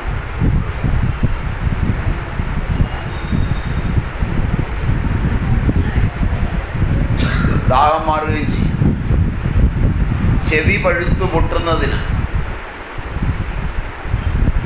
അമ്പഴത്തിൻ്റെ തൊലി, ഇരട്ടി മധുരം, മഞ്ചട്ടി, വാച്ചോറ്റിത്തൊലി, അമ്പഴത്തിൻ്റെ തൊലി, ഇരട്ടി മധുരം, മഞ്ചട്ടി, വാച്ചോറ്റിത്തൊലി, കോലരക്ക്, താതിരിപ്പൂവ്, ഞാഴൽപ്പൂവ്, ഇവ വ്ളാങ്കായുടെ നീര്, വിളാമ്പഴം, വിളാംക എന്നൊക്കെ പറയും. അതിൻ്റെ നീരിൽ അരച്ച് കലക്കി എള്ളെണ്ണ ചേർത്ത് കാച്ചി, എവിടെയോ വിട്ടുപോയോ? എള്ളെണ്ണ ചേർത്ത് കാച്ചി ചെവിയിലൊഴിച്ചാൽ ചെവി പഴുപ്പ്, കേളായിക എല്ലാമാണ്. പഴയ കാലത്ത് വീടുകളിൽ കാച്ചി അടുക്കളയിൽ തന്നെ ആ മുകളിൽ, ചുമരിൻ്റെ മുകളിലായിട്ട് ഒരു ചെറിയ കുപ്പിയിൽ അവിടെ വെച്ചേക്കും. കാരണം കുട്ടികൾക്ക് ചെവിപ്പഴുപ്പോ മറ്റോ ഒക്കെ വന്നാൽ ഇതിന് 2 തുള്ളി ഒഴിയും, ഇല്ലെങ്കിൽ പഞ്ഞി ഇറുക്കിലേക്ക് ചുറ്റിയൊന്ന് മുക്കിയിട്ട് ചെവിയിലൊന്ന് തുടയ്ക്കും. അതുകൊണ്ട് മതിയാവും,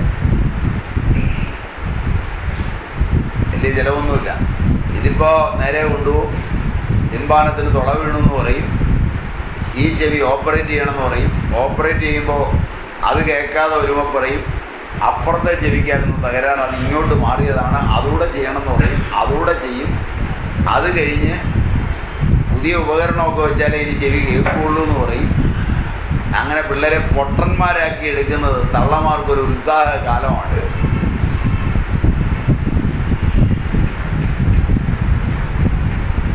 ചിരിക്കുന്ന ഞാൻ പറഞ്ഞ നുണയാണോ?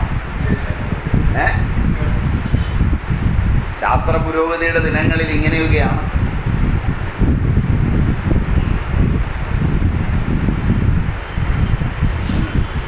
ഉണ്ട്. അപ്പോ കണ്ണ് വേദനിക്കുമ്പോൾ, കണ്ണിന് വേദന വരുമ്പോൾ അമ്പഴത്തിൻ്റെ ഇല, അതിൻ്റെ നീരെടുത്ത് നല്ല ഇങ്ങനെ പുരട്ടിയാൽ മതി. കൂടുതൽ വേദന ഉണ്ടെങ്കിൽ അമ്പഴത്തിൻ്റെ ഇല അരയ്ക്കുക, കണ്ണങ്ങ് അടയ്ക്കുക, നല്ല കനത്തിൽ പോൾട്ടീസ് കൊടുക്കുക, പഞ്ഞി വെച്ച് കെട്ടുക, ഒരു അരമണിക്കൂർ കഴിഞ്ഞെടുത്തും കളയുക. കണ്ണിന് നല്ല കുളിർമയും അതിലെ ആ പേശികൾക്ക് മൂവ്മെൻറ്റ് കുറഞ്ഞത് മൂവ്മെൻറ്റും കാഴ്ചയ്ക്ക് ചെറിയ ഇൻക്രീസും ഒക്കെ ഉണ്ടാവും. അമ്പഴത്തിൻ്റെ ഇല, തണ്ട്, കായ് ഇതൊക്കെ ഞാൻ നേരത്തെ പറഞ്ഞു ചമ്മന്തിക്ക് നല്ലതാണ്. സമ്മന്തി എന്നാണ് പറയുക, ചമ്മന്തി എന്നും പറയും. സംബന്ധം ഉണ്ടാക്കുന്നത് കൊണ്ടാണ് സമ്മന്തി എന്ന് പറയുന്നത്. കാരണം ഇതൊക്കെ കേരളത്തിലെ ഖുശി ഭക്ഷണങ്ങളിൽപ്പെട്ടതാണ്. മലയാളം കൊശിത്തീറ്റ. ഈ പദം നിങ്ങൾ കേട്ടിട്ടുണ്ടോ എന്നറിയില്ല. ചെറുപ്പക്കാർ കേട്ടിട്ടുണ്ടാവാനിടയില്ല. കേട്ടിട്ടുണ്ടാവില്ല. ഹിന്ദിയിൽ കുശി എന്ന് പറയുന്ന പദത്തിൽ നിന്ന് മലയാളത്തിൽ വന്നൊരു തൽഭവമാണ്. അടുക്കളയിൽ കുശിത്തീറ്റ എന്ന് പറയും. കൊശിത്തീറ്റ അതാണ് പഴയ അമ്മമാർക്കറിയുന്ന ഒരു കരവിരുതാണ്. പിള്ളേർക്ക് വിശക്കുമ്പോൾ ഒരു മുളകൊന്ന് ചുട്ടു, ഉള്ളിയൊന്ന് ചുട്ടു, നല്ല പോലെ കൈകൊണ്ട് അല്പം ഉപ്പും ചേർത്ത് ഉടച്ചു, അല്പം വെളിച്ചെണ്ണയും ഒഴിച്ച് ദോശ ചുട്ടോ ഇഡ്ഡലി ചുട്ടോ കൊടുത്താൽ ഒരു ചട്നിയും ഒരു സാമ്പാറും അതിൻ്റെ അടുത്ത് വരികയില്ല. മനസ്സിലായില്ല? അതിനമ്മമാർ പറയും കൊശിത്തീറ്റ എന്ന് പറയും. അത് അവരുടെ കൈ കൊണ്ടുടയ്ക്കണം. പെറ്റ തള്ളയുടെ കൈ കൊണ്ടുടയ്ക്കണം. ഇതൊക്കെ പറഞ്ഞാൽ മനസ്സിലാവുമെന്നറിയില്ല. നിങ്ങളതിന് ഈ പോർക്കും മറ്റേ പേരെന്തുവാ സ്പൂണും ഫോർക്കും ഒക്കെ ഉപയോഗിച്ച് ശീലിച്ച് നിങ്ങൾക്ക് കൈയുടെ ഉപയോഗം എവിടെ അറിയാം? തമിഴെത്തി അവളുടെ മകനും മകൾക്കുമൊക്കെ ആ കൈ കൊണ്ട് ചോറ് വാരി വെക്കുമ്പോൾ മാതൃത്വം മനസ്സിൽ നിറഞ്ഞു നിൽക്കുന്നവൻ ഉണ്ണുമ്പോൾ നിറയുന്ന പോലെ നിങ്ങളുടെ ഈ തവിക്കൊണ്ടോ ജീവനുള്ളൂ. ഇതെല്ലാം പറഞ്ഞാൽ മനസ്സിലാവും. സായിപ്പിനെ കണ്ട് അതൊക്കെ പഠിച്ച് വികൃതമായൊരു ജന്മം. മാനേഴ്സ്, നിങ്ങളുടെ മാനേഴ്സ് അവനെ ഒന്ന് പഠിപ്പിക്കാൻ നോക്കിയേ. കാണുന്ന അണ്ടൻ്റെയും അഴകോടൻ്റെയും മാനേഴ്സ് എല്ലാം ഉത്തമമാണെന്നോർത്ത് പഠിച്ചൊരു ജന്മം പാഴാക്കിയ തലമുറ.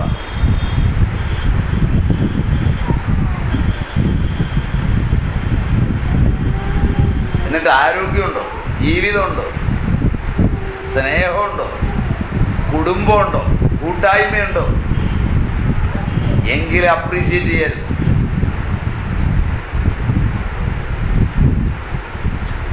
മതി അല്ലേ? മതി.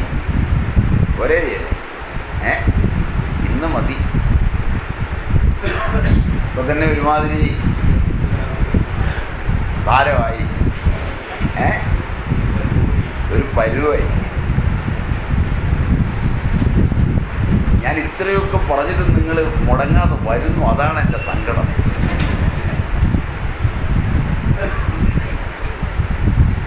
ചീത്തയൊക്കെ കേൾക്കുമ്പോൾ സ്ഥലം വിടുമെന്നാണ് ഞാൻ വിചാരിച്ചത്. ഇപ്പൊ ഇതും ഒരു സുഖമായി തീർന്നിട്ടുണ്ടെന്നോ? ഈ ചില പെണ്ണുങ്ങളെ മാതിരി ചില പെണ്ണുങ്ങൾ രാവിലെ 8-9 മണിയാകുമ്പോൾ കെട്ടിയവനോട് പറയും, ഇടിക്കുന്നുണ്ടോ ഇടിയിടോ, എനിക്ക് വെള്ളം കോരാൻ പോകും.